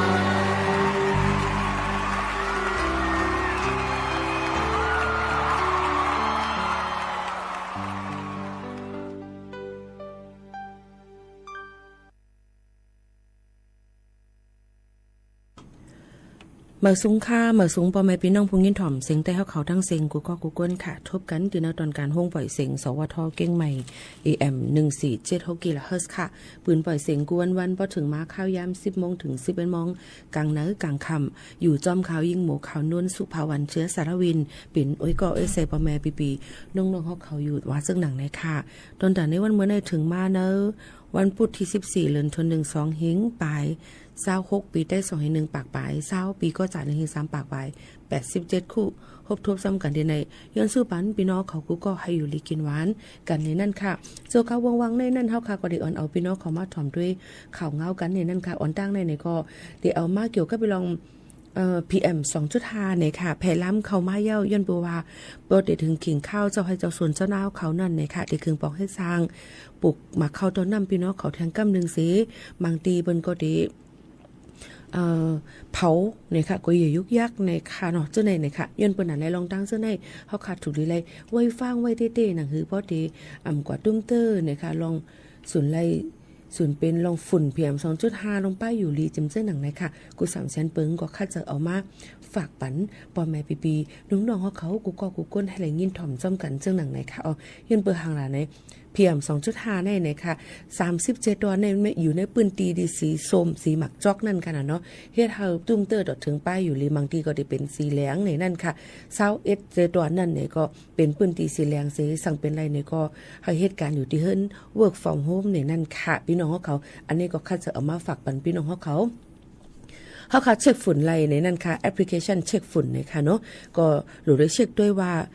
PM 2.5 มันในเจตอนที่เฮาอยู่ที่หิมห้อมเฮาขายอยู่นั่นมีใบหมอกะหือจึมเจ้าหนังไหนค่ะบ่แม่ปีๆน้องๆเฮาเขาค่ะเฮาค่ะมาด้วยค่ะเหมือนหนังตั้ง10 7วันอันมีค่าฝุ่น PM 2.5 ก้อนกองก้อนมวลน้ำในก็จะมีสมุทรสาครนนทบุรีนครปฐมกรุงเทพมหานครค่ะยกสมุทรปราการปทุมธานีสมุทรสงครามอ่างทองพระนครศรีอยุธยาราชบุรีในนั่นค่ะอันนี้ก็ติเลยว่ามีฝุ่นนำแห้งแน่นในนั่นค่ะพี่น้องเขาหรือเสนั่นก็เนี่ยค่ะยังติเฮ็ดเธอหลายๆองค์ตีหลายๆตั้งนั่นติทบเนี่ยฝุ่นเปี่ยม2.5นำแทงกับนั้นพี่น้องเขาก็รู้เลยฟังกันไว้ในนั่นค่ะเนาะโยก็อย่าไปกว่าอยู่ที่ในกลางปางอย่าไปกว่าเล่นแห้งที่ในกลางปางก็จังเฮ้อโอนง่ายโยก็กดอันมีตั้งเป็นจับตัวไว้นึงแค่รู้เลยไว้ฟังกันเต้ๆลูกกว่าดังตีนั่นก็กว่าที่ก้นขึ้นควันน้ำกว่าที่อันมีหมอกก้อนกองกวนมูน้ำเจ็มเจิงหนังในค่ะนี่ก็ข้าจะเอามาฝากปันปอแม่ปีๆน้องๆเขาให้แรงยินถ่อมจ้อมกันซึ่งหนังในค่ะพี่น้องเขาค่ะ ซึ่งคือกอลีในนั้นค่ะอยู่เป็นอ้อยก้อยเสจอมกันดีในข้าจะเอาข่าวเงาออกมาฝากด่วนจูถึงพี่น้องเขาหนังหือพ่อเด็กคือตั้นให้พี่น้องเขาเลยฮับพูดด้วยถ่อมข่าวเงาจำกันนั่นในค่ะออมบ่ได้มาด้วยข่าวเงาฟิงฟ้าราศีกันในจึงดังปอดห่องซึ่งไทยนั่นในนั่นค่ะพี่น้องเขาค่ะก็เดเลยว่าอุ่นขึ้นมาอีกอ่อนหนึ่งอ่ำปอกัดเย้าในนั่นค่ะเอาพี่น้องเขาเนาะก็บนนั้นได้สูงขึ้น 1-3 องศาเซลเซียสในนั่นค่ะพี่น้องเขาค่ะโยก็ป้ออยู่ที่ยอดร้อยดีสันร้อยสูงนั่นในก็ติดกัดเหมือนเก่าอยู่ในนั่นค่ะรู้ล้อมได้ถึงป้ายอยู่ลีกันซ้อมในนั่นค่ะเอาโดนตาก้นอันอยู่จำน้ำปางลายเจ้านั่นตำปางอ่าวไทยอันดามันจำเจ้านั่นก็รู้เลยไปด้วยฝนตก5น้ำปังไหลขึ้นสูง5จำเจ้าหนังในรู้เลยถ่อมด้วยข่าวเงากันให้ขึ้นตั้นกันกูก็กูก้นเจ้าหนังในกว่าอะไรก็ให้หลอดเพกันกูก็กูก้นเจ้าหนังในค่ะพี่น้องเขาค่ะอันนี้ก็เอามาฝากถึงปอมปีน้องเขาเจ้าหนังในเย้าค่ะข่าวเงาเชิงนึงอันในค่ะตอนตาลูกเห็นจันจอมเก่งใหม่เขาอ่างเตเสียงเงินกว่า500,000เย้าเนี่ยค่ะย้อนไปว่ายากจุ้มเชียแผ่นหยอกแลนแก้งคอเซ็นเตอร์นะคะว่าได้ไรกว่าเห็นต่อต่างจึงเมืองนะคะก็ยังหลีค่ะเนาะกับสืบหาเจ้าหน้าที่เฮเมเขาฮู้ตั้นให้ก็อำเลยเสียงเงินกว่าในนะคะย้อนเปิ้นนั้นแหละตอนตาได้สืบเอาการเลเพียนตาดูเจ้าเก่านั่นในกูก็ตึ้งแต่มีลองตั้งคัดใจกันอยู่มันก็ใครเลเพียนเฮามีนำกระตั้งแขนนำเต็มเจ้าหนังในสิ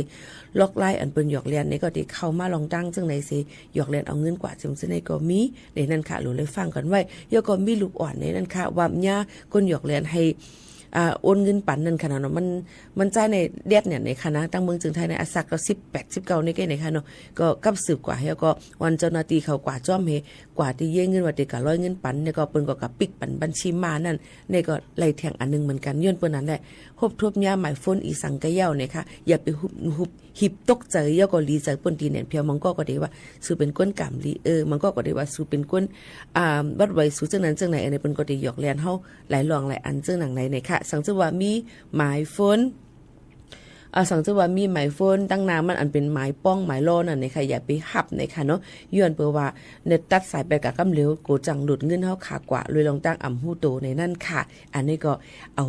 มาหมอกลัดถึงพ่อแม่ปีน้องๆเขาไฮไลท์ยินถ่อมจำกันซึ่งหนังในค่ะหรือจะถ่อมด้วยเพียงความหวานหูถูกใจกันกวนส่งขึ้นมาอุกโอจำกันแทงกำหนึ่งว่ามีลองตั้งซึ่งหือเทียงว่าซึ่งหนังในค่ะแต่เหลวถ่อมได้เพียงความหวานหูถูกใจกันกวนค่ะนะ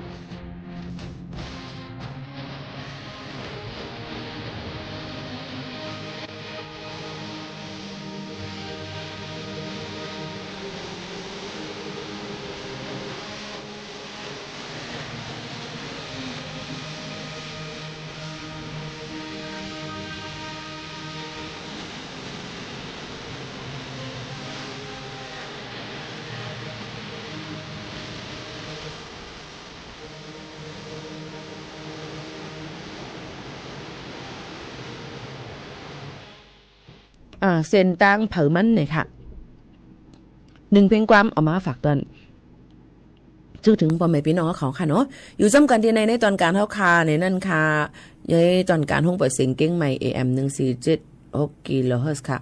ไปเลยยินเปิ้นเตปืดข่าววัดอันลงไว้ไหมในค่ะเนาะจังหือเปิ้นต่อเปิ้นกันเลขลายมือกันเปิ้นเฮ็ดจำหนังคักตอนมันยาวค่ะอยู่ที่ว่ากอมณีอันนั้นต้องเปิ้นได้คิวพี่น้องเขามือแล้วเดี๋ยวในขณะนั้นค่ะพี่น้องเขาค่ะบ่ได้ถามค่ะในค่ะได้ตอบปันกูลองอ่ำไหลก้อยกะว่าย่ำพ้องจะเร็วจำหนังปึงภายแห่งการเปิ้นตำวางไว้นั่นเปิ้นก็ได้มีลงรายชื่อหลังใจลงรายชื่อไรบ่รอ50ยาวในจึงเปิ้นให้กว่าเลขลายมือเก็บอัตลักษณ์ตีตมปตมยาวกับกดจัดป้ายอยู่หลีซื้อไว้กำแกนป้ายอยู่หลีเจมจังไหนเป็นคักเป็นตอนมันกว่าจังไหนค่ะเดี๋ยวถามค่ะให้คำว่าลัดกูอันว่า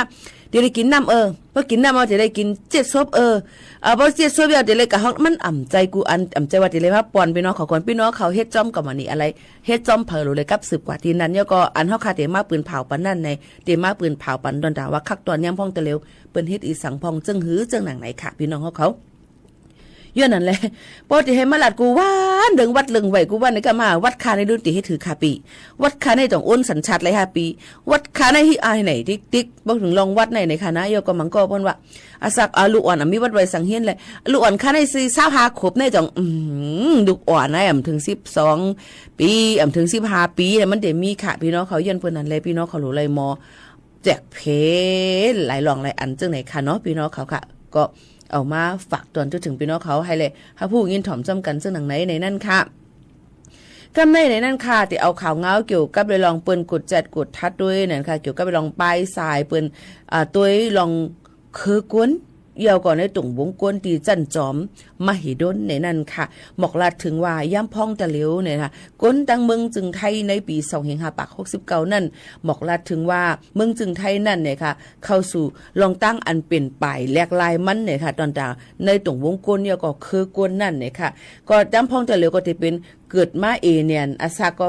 ยืนยาวเนี่ยค่ะยก็เฮียงการก็ลดยอมลงกว่าจึงหนังในค่ะเพิ่นเหนียนเพียวเนี่ยค่ะต่อถึงย่ำพ้องตะเหลียวตอนต่างในตุ่งวงกลอันมีอาซักเหมือนหนัง60คืนเนื้อนั่นในค่ะเนาะพี่น้องเขาค่ะเหมือนหนัง60คืนเนื้อนั่นในค่ะเนาะมันก็เต็นนำเตอร์หรือเสโหปากมัน28ในนั่นค่ะในข้าวยามถึง10ปีข้าวตั้งนาในก็ปองว่าเต็มมีอายุอาซักยินยาวมันนำอีกหนึ่งในนั่นค่ะเมื่อปี25ปากไป68นั้นก็2ปลาย25ตั้งเมืองจึงไทยนั่นมีลูกอ่อนเกิดมาเหม่อใน416,500ปากปลาย74ก็นะคะลูกอ่อนก็ลดย่อมลงมาเมื่อปี25ปากไป67นั่นย่อมนำเหลือเท 50,000ก็ในนั่นค่ะพี่น้องเขาโยก็ลองตั้งเจาไหนเพราะว่าเข้าตั้ง10ปีตั้งนานได้เนี่ยค่ะก้นตั้งเมืองจึงไทยก็ตีลดยอมลงมาเหลือ 61.9 ล้านก่อนะคะในปี25ปากปลาย78นะคะก้นอันเหตุการณ์จำหนังเจอคืออาสากลอันเหตุการณ์อันพ้องข้าวเหตุการณ์ในก็ตีหายกว่าหมอก 3.4 ล้านก็จึงหนังไหนค่ะพี่น้องเขาก็นั้นและย้อนเปิดสังได้เป็นจึงไหนย้อนเปิดว่าในค่ะย้อนเปิดว่าในค่ะลองวางแผนการแต่ได้มีมุ่งหอเฮิรนวางแผนตอนแต่ได้มีลูกสมเจไหนก็มันก็ตีเปิ้นก็ตีลดย่อมมาเปิ้นก็เคยมีเคยเป็นรองทุกค่าคันจะมีลูกมันก็เผาว่ามีลูกนำเอาเตมันติมาเลี้ยงเฮาให้ไหนนั่นค่ะเนาะเป็นป้ายวนอันติถูกแม่นกำนำวานเฮาเมืองเฮาก็ได้ว่าให้มีลูกหลานเต็มวันเต็มเมืองให้มาเลี้ยงดูสูในกะปานตะเหลียวในลูกอ่อนเขานั่นในค่ะอย่าไปว่นเอาเต็มมาหาเลี้ยงเฮาขึ้นละอย่าไปกัดตัวไก่ตัวตีตูเฮาคาในจ่องเฮาซ้ำลุ่มละเลี้ยงมันก็เตลุ่มละเลี้ยงอะไรก็เป็นปอเป็นไม่เฮาหลีที่สุดอยู่มันก็ว่าอยู่ผัดยานไก่กันนี่คือนั่นเลยเลี้ยงมันก็ว่าอ่ำเลยเลี้ยงเจิมเจ้าในก็เตมีตอนตาตัวเจ้าเก่าเอาป้ออ่ำแครอทได้เอาเจิมเจ้าหนังไหนก็มีย้อนเปิ้นนั่นแหละอย่าไปว่นถึงว่ามีลูกเยี่ยวเขาเตมาลุมละเฮาหรือเลยว่นถึงว่าตัวเฮาในเตมีลองตั้งเข่งตากว่าในอนาคตจึงหือหนังหือป้อเตตุกข่าหนังหือป้อเตมีการวิงานอยู่กว่านั้นย้อนเพราะว่าเฮียงเลยว่านั่นล่ะเฮียงเหตุการณ์เนี่ยมีการวิงานแต่เหลียวในกับปานเครื่องยนต์เทคโนโลยีกับปาน AI มันเข้ามาเหตุการณ์ต่างเตี้ยนเฮียงกวนเฮาขาตั้งนำตั้งหลายแลกวนนั้นเหตุการณ์ในโครงการใหญ่ๆนั่นเนี่ยก็ติลดย่อมลงมาเปิ้นก็ติใจห หุ่นยนต์ว่าเนี่ยก็เครื่องยนต์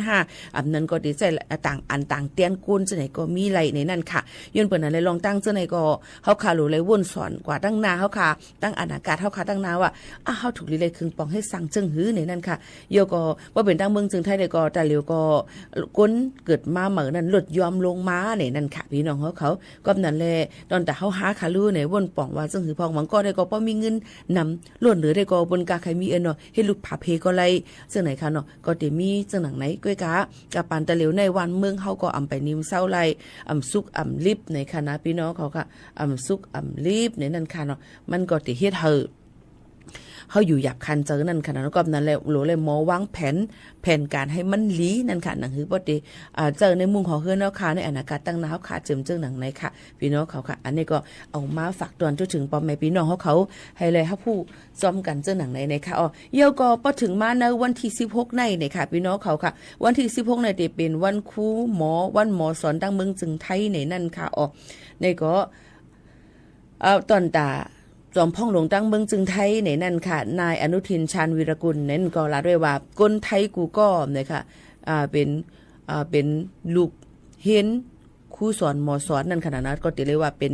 มีสลานั่นขนาดกูก็นะคะก็นั่นแหละลองตั้งเสื้อในก็ไว้ลองลำลองตอนดักวันครูสอนหมอสอนในวันที่16และวันที่16ในเถียมออกที่ก็ออกวันที่17ค่ะนะอันนี้ก็ออกมาฝากปันพี่น้องเขาเทียงอันนึงในนั่นค่ะพี่น้องเขาค่ะก็มาฝากตอนจนถึงกูก็กูก้นให้เลยยินถ่อมจ้อมกันเสื้อหนังในค่ะ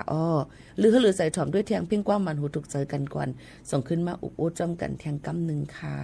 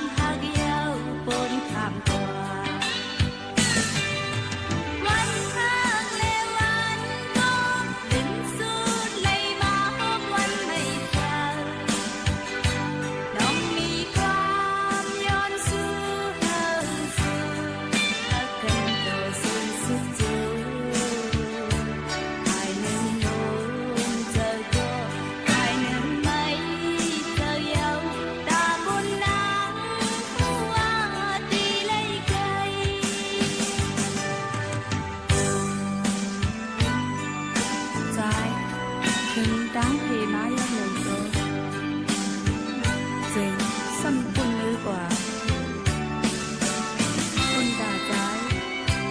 subscribe cho kênh Ghiền Mì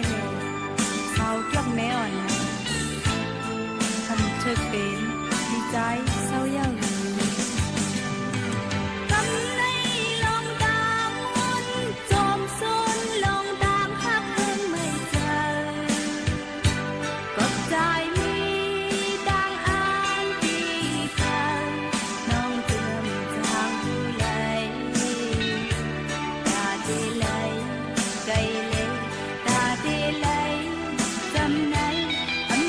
để không bỏ lỡ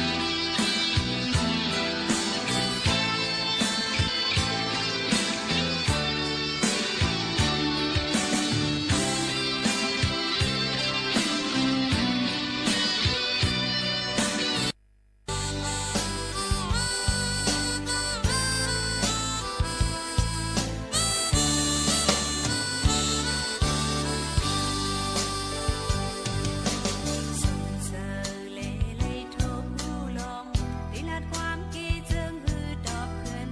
ช่างเล่นน้องนางมากำปุนปกทรงมือลิ้วจงจังลัดความพังปกชา อ๋อค่ะพี่น้องเขาค่ะเลยถ่อมกว่าเพ่งกว่ามันหูถูกเจอตั้งแผลจอกเม้เนี่ยนั่นค่ะเอาก็มาฝากตวนจูถึงปอแม่ปีๆน้องๆเขาหาเลี้ยงยินถ่อมจำกันในตอนการเขาคาตีนในจึงหนังไหนค่ะปอแม่พี่น้องเขาค่ะส่วนการวงวางในนั่นพี่น้องเขาก็อย่าไปลืมค่ะเนาะรู้ล้อมได้ถึงป้ายอยู่ลีพี่น้องเขาเนี่ยค่ะย้อนเพราะว่าตั้งเป็นไข้หวัดใหญ่ตั้งเป็นโควิด19เนี่ยค่ะตั้งเป็นหลายรองหลายอันค่ะใกล้ๆปอบพุดมีมามือพองเฮาคาแห้งกำขาเฮาคานั้นมันอ่ำเต็มทนจังไหนค่ะเนาะย้อนเพิ่นนั้นแหละย้อนเพิ่นสั่งหลายๆล่ะย้อนเบอว่าปีหมูขาวนู้นก็เสียงยังไปหายลีเสียงยังตึกหับตึกแหบตึกเป็นเสียงอันที่เป็นวัดไว้อยู่ในนั้นค่ะมันก็ได้ถามว่าอยู่ลีกะห้าในใจค่ะอยู่ลีอยู่เพราะอยู่ลีในทำแต่ได้เห็นเนาะเพราะอยู่ลีในตัวของตรงมาแค่นอีนึงว่าเรียนค่ะพี่น้องเขาค่ะอยู่ได้อยู่รีอยู่ก็เสียงเนี่ยมันยังไปหายมันยังไปมากขึ้นเหมือนเก่าย้อนเปิดนั้นอย่าไปไว้เมามังเกี่ยวกับไปลองตั้งเป็นได้ในค่ะก็มาฝากตอนช่วยถึงกันอย่าไปลาลีกว่าซื้อยามากินหังกล้วยค่ะย้อนเปิดว่าบางอันเฮามีลองตั้งเป็นเฮาขาจับตัวไว้บางอันกินยาอันในถูกแมนจำจังไหนก็มีกูจังเปลี่ยนให้แห้งหนาหรือสีเก่าเที่ยงจังไหนค่ะก็ฝากตอนช่วยถึงพี่น้องเขากูก้นค่ะมีพี่น้องเขาต้องถามเยี่ยวก็ย้อนเพ่งความกันเข้ามาตั้งเฮิรนซ้อมค่ะเนาะว่าน้องนกหนุ่มอ่อนสันลอยเล้งเนี่ยค่ะย้อนถ่อมความจึงแล้วอันว่าไต้ในนั่นพองค่ะพี่หมูขาวนู้นเนี่ยค่ะอันนี้เพียงความไต้อันว่าในมันเตยาวค่ะนะมันเตยาวหวานนั่นแหละค่ะย้อนบัวมีเป็ดมะเน็ดปลายซาวเก่าสกันค่ะสืบวิถ่อมจ้ำกันค่ะนะเกี่ยวกับไปลองเพ่งความโหในให้ค่ะขึ้นเอามาห้องป้อมดูขึ้นลิกแหนมห้องไรค่ะยันเปื่อหังอ่ะมันยาวป่นตีแหนนเพียวยก็มันลัดคือมันกว่าโอ้พี่น้องเจ้าหนึ่งเจ้าไหนนะคะเนาะก็อีกาใครฮู้จังหือยก็มันลัดว่าหือพองอย่าลืมกระถอมจ้ำกันค่ะนะกระถอมจ้ำกันเกี่ยวกับลองเพียงความอันใจเอเล็กห้องไว้นะว่าไต้ไหนนั่นค่ะสืบวิถอมจ้ำกันค่ะ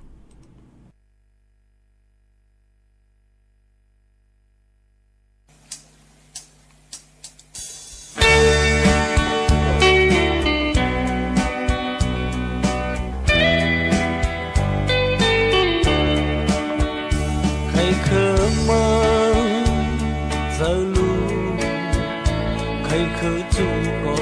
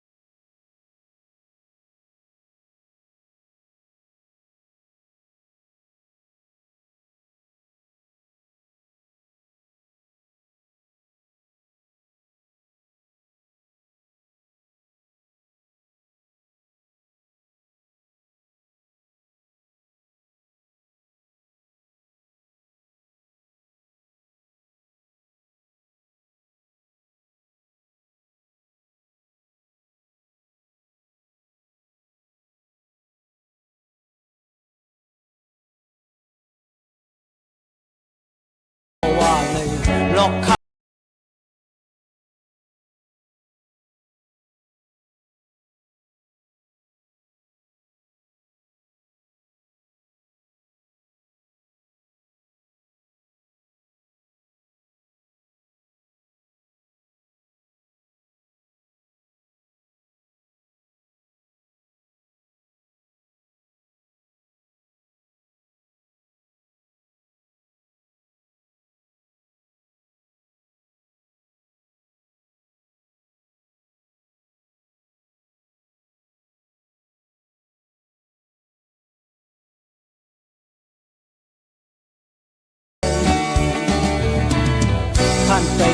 สิเฮ็ดก็รับสิ่งหนึ่งหึงหนึ่งมืดอยู่ง่ายมาหือโดยตั้งอำหัน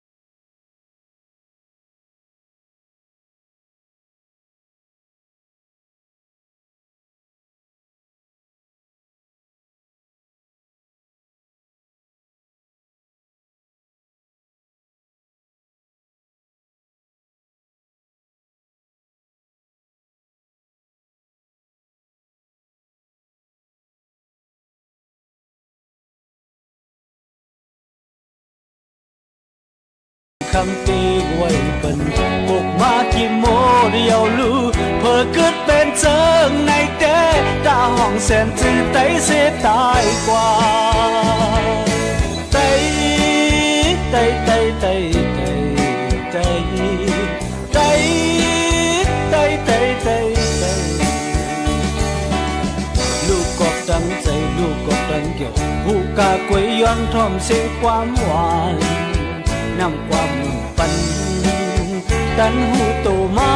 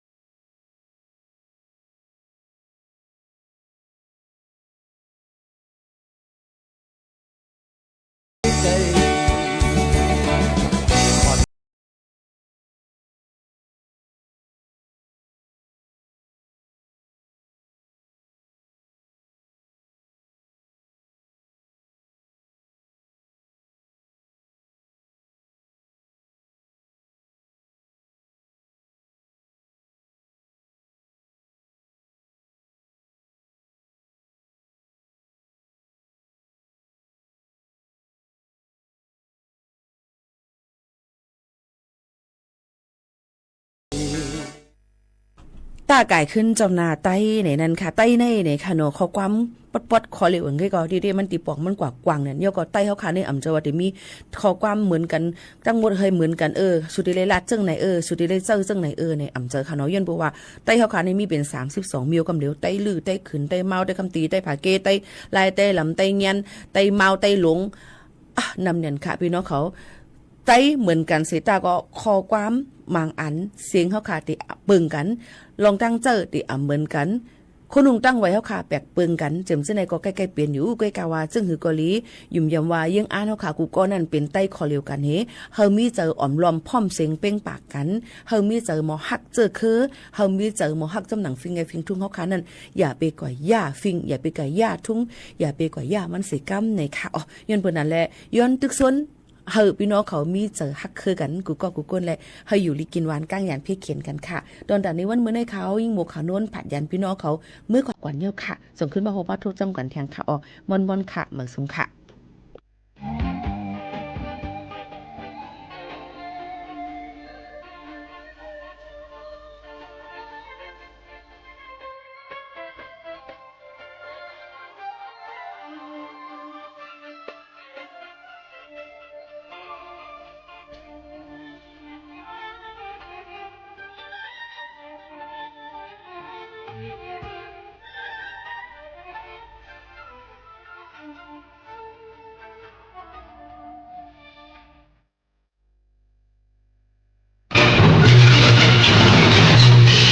สถานีวิทยุกระจายเสียงแห่งประเทศไทยและเครือข่ายทั่วประเทศเสนอข่าวต้นชั่วโมง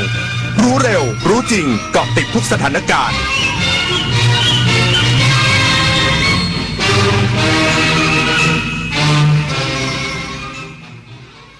รับฟังข่าวต้นชั่วโมง 23 นาฬิกากับอานนท์นันตะสุคนครับ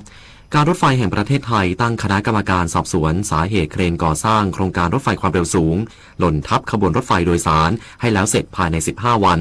อีกสักครู่กลับมาติดตามรายละเอียดครับเลือกตั้งทั้งทีต้องไม่ให้พลาด3 สี 3 บัตรเข้าใจให้ครบก่อนเข้าคูหาสีเขียวเอาไว้เลือกตั้งสสแบบแบ่งเขตสีชมพูเอาไว้เลือกพรรคเลือกนโยบายที่คุณชอบและสีเหลืองเอาไว้ออกเสียงประชามติ1 เสียงของคุณมีความหมายต่อประเทศจำสีให้ได้ใช้สิทธิ์ให้ครบ8 กุมภาพันธ์นี้ออกไปใช้สิทธิ์พร้อมกันอนาคตไทยเริ่มจากการเลือกของคุณ23 มกราคมนี้ห้ามพลาดถนนดนตรีไลฟ์พบกับบทเพลงแห่งความรักความหวังความฝันสื่อประสานด้วยพี่น้องร้องเพลงหนูมิเตอร์และบิวกัลยาณีชมฟรีตั้งแต่เวลา 18 นาฬิกาเป็นต้นไปณห้องออดิโทเรียมอาคารศูนย์ปฏิบัติการสถานีวิทยุกระจายเสียงแห่งประเทศไทยลงทะเบียนเข้าชมได้ที่ Facebook Fanpage ถนนดนตรีเรายังเป็นนักเดินทางยาสูตรนี้หายขาดกินปุ๊บหายปั๊บลุงเห็นในไลน์เขาบอกว่าวงในเท่านั้นนะที่รู้อะโอ้ยลุงคะวงในไหนก่อนแบบนี้เขาเรียกเฟกนิวส์สูตรหายขาดที่แชร์กันในโซเชียลเสี่ยงอันตรายถึงชีวิตเลยค่ะอ้าวลุงนึกว่าดีจริงเกือบแชร์ทั้งกลุ่มแล้วเชียวนั่นลุงจะจำไว้เลยข่าวไม่ชัวร์ลุงไม่แชร์เพราะสุขภาพไม่ใช่เรื่องให้เสี่ยงกับข่าวปลอมรู้ทันไว้ก่อนปลอดภัยที่สุดนะคะสุขภาพดีเริ่มตั้งแต่วันนี้โดยเฉพาะผู้สูงอายุแค่ลุกขยับวันละนิดเดินช้าๆแต่สม่ำเสมออย่าเครียดเลือกกินให้ถูกหลักพักผ่อนให้เพียงพอที่สำคัญต้องไม่ลืมตรวจสุขภาพประจำทุกๆปีเพราะการใส่ใจดูแลเล็กๆเหล่านี้ช่วยให้ผู้สูงอายุมีสุขภาพจิตที่สดใสสุขภาพกายที่แข็งแรงมาร่วมกันทำให้ทุกวันมีคุณภาพมากขึ้นด้วยการดูแลสุขภาพกันในวันนี้เพื่อให้พรุ่งนี้ท่านยิ้มกันได้อย่างเต็มที่การรถไฟแห่งประเทศไทยตั้งคณะกรรมการสอบสวนสาเหตุเครนก่อสร้างโครงการรถไฟความเร็วสูงหล่นทับขบวนรถไฟโดยสารให้แล้วเสร็จภายใน 15 วันพร้อมจัดตั้งศูนย์ประสานช่วยเหลือผู้ประสบภัยตลอด 24 ชั่วโมงนายอนุทินชาญวีรกูลนายกรัฐมนตรีพร้อมด้วยนายพิพัฒน์รัชกิจประการรองนายกรัฐมนตรีและรัฐมนตรีว่าการกระทรวงคมนาคมลงพื้นที่จังหวัดนครราชสีมาเพื่อให้ความช่วยเหลือและติดตามดูแลผู้ได้รับบาดเจ็บจากอุบัติเหตุเครนก่อสร้างรถไฟความเร็วสูงหล่นทับขบวนรถด่วนพิเศษที่ 21เส้นทางสถานีกลางกรุงเทพอภิวัตรอุบลราชธานี โดยสั่งการให้การรถไฟแห่งประเทศไทยและผู้รับจ้างเร่งดำเนินการเยียวยาผู้โดยสารและผู้ได้รับผลกระทบอย่างดีที่สุดพิจารณาเงินค่าตอบแทนและเงินช่วยเหลือเพิ่มเติมพร้อมมอบหมายให้การรถไฟแห่งประเทศไทยหารือร่วมกับบอร์ดรฟท.ทบทวนมาตรการและวงเงินเยียวยาให้มีความเหมาะสมให้บริษัทผู้รับจ้างร่วมรับผิดชอบและเร่งดำเนินการเปิดทางการเดินรถในเส้นทางที่ได้รับผลกระทบโดยเร็วคำนึงถึงความปลอดภัยเพื่อให้สามารถกลับมาให้บริการและลดผลกระทบต่อการเดินทางให้ได้โดยเร็วอีกทั้งยังมอบหมายให้กรมทางหลวงนำเครื่องจักรและอุปกรณ์เข้าพื้นที่จัดรถยนต์นำส่งผู้ที่ได้รับบาดเจ็บและผู้เสียชีวิตกลับภูมิลำเนาดูแลอำนวยความสะดวกแก่ญาติผู้ประสบเหตุทุกมิติทั้งในของการรถไฟแห่งประเทศไทยได้รับข้อสั่งการโดยจะจัดตั้งคณะกรรมการสอบสวนสาเหตุของเหตุการณ์ให้แล้วเสร็จภายใน 15 วันพร้อมแจ้งความดำเนินคดีกับผู้มีส่วนเกี่ยวข้องในเหตุการณ์และจะดำเนินการจนกว่าคดีจะถึงที่สุดจะตั้งศูนย์ประสานงานการช่วยเหลือผู้ประสบภัยณพื้นที่เกิดเหตุ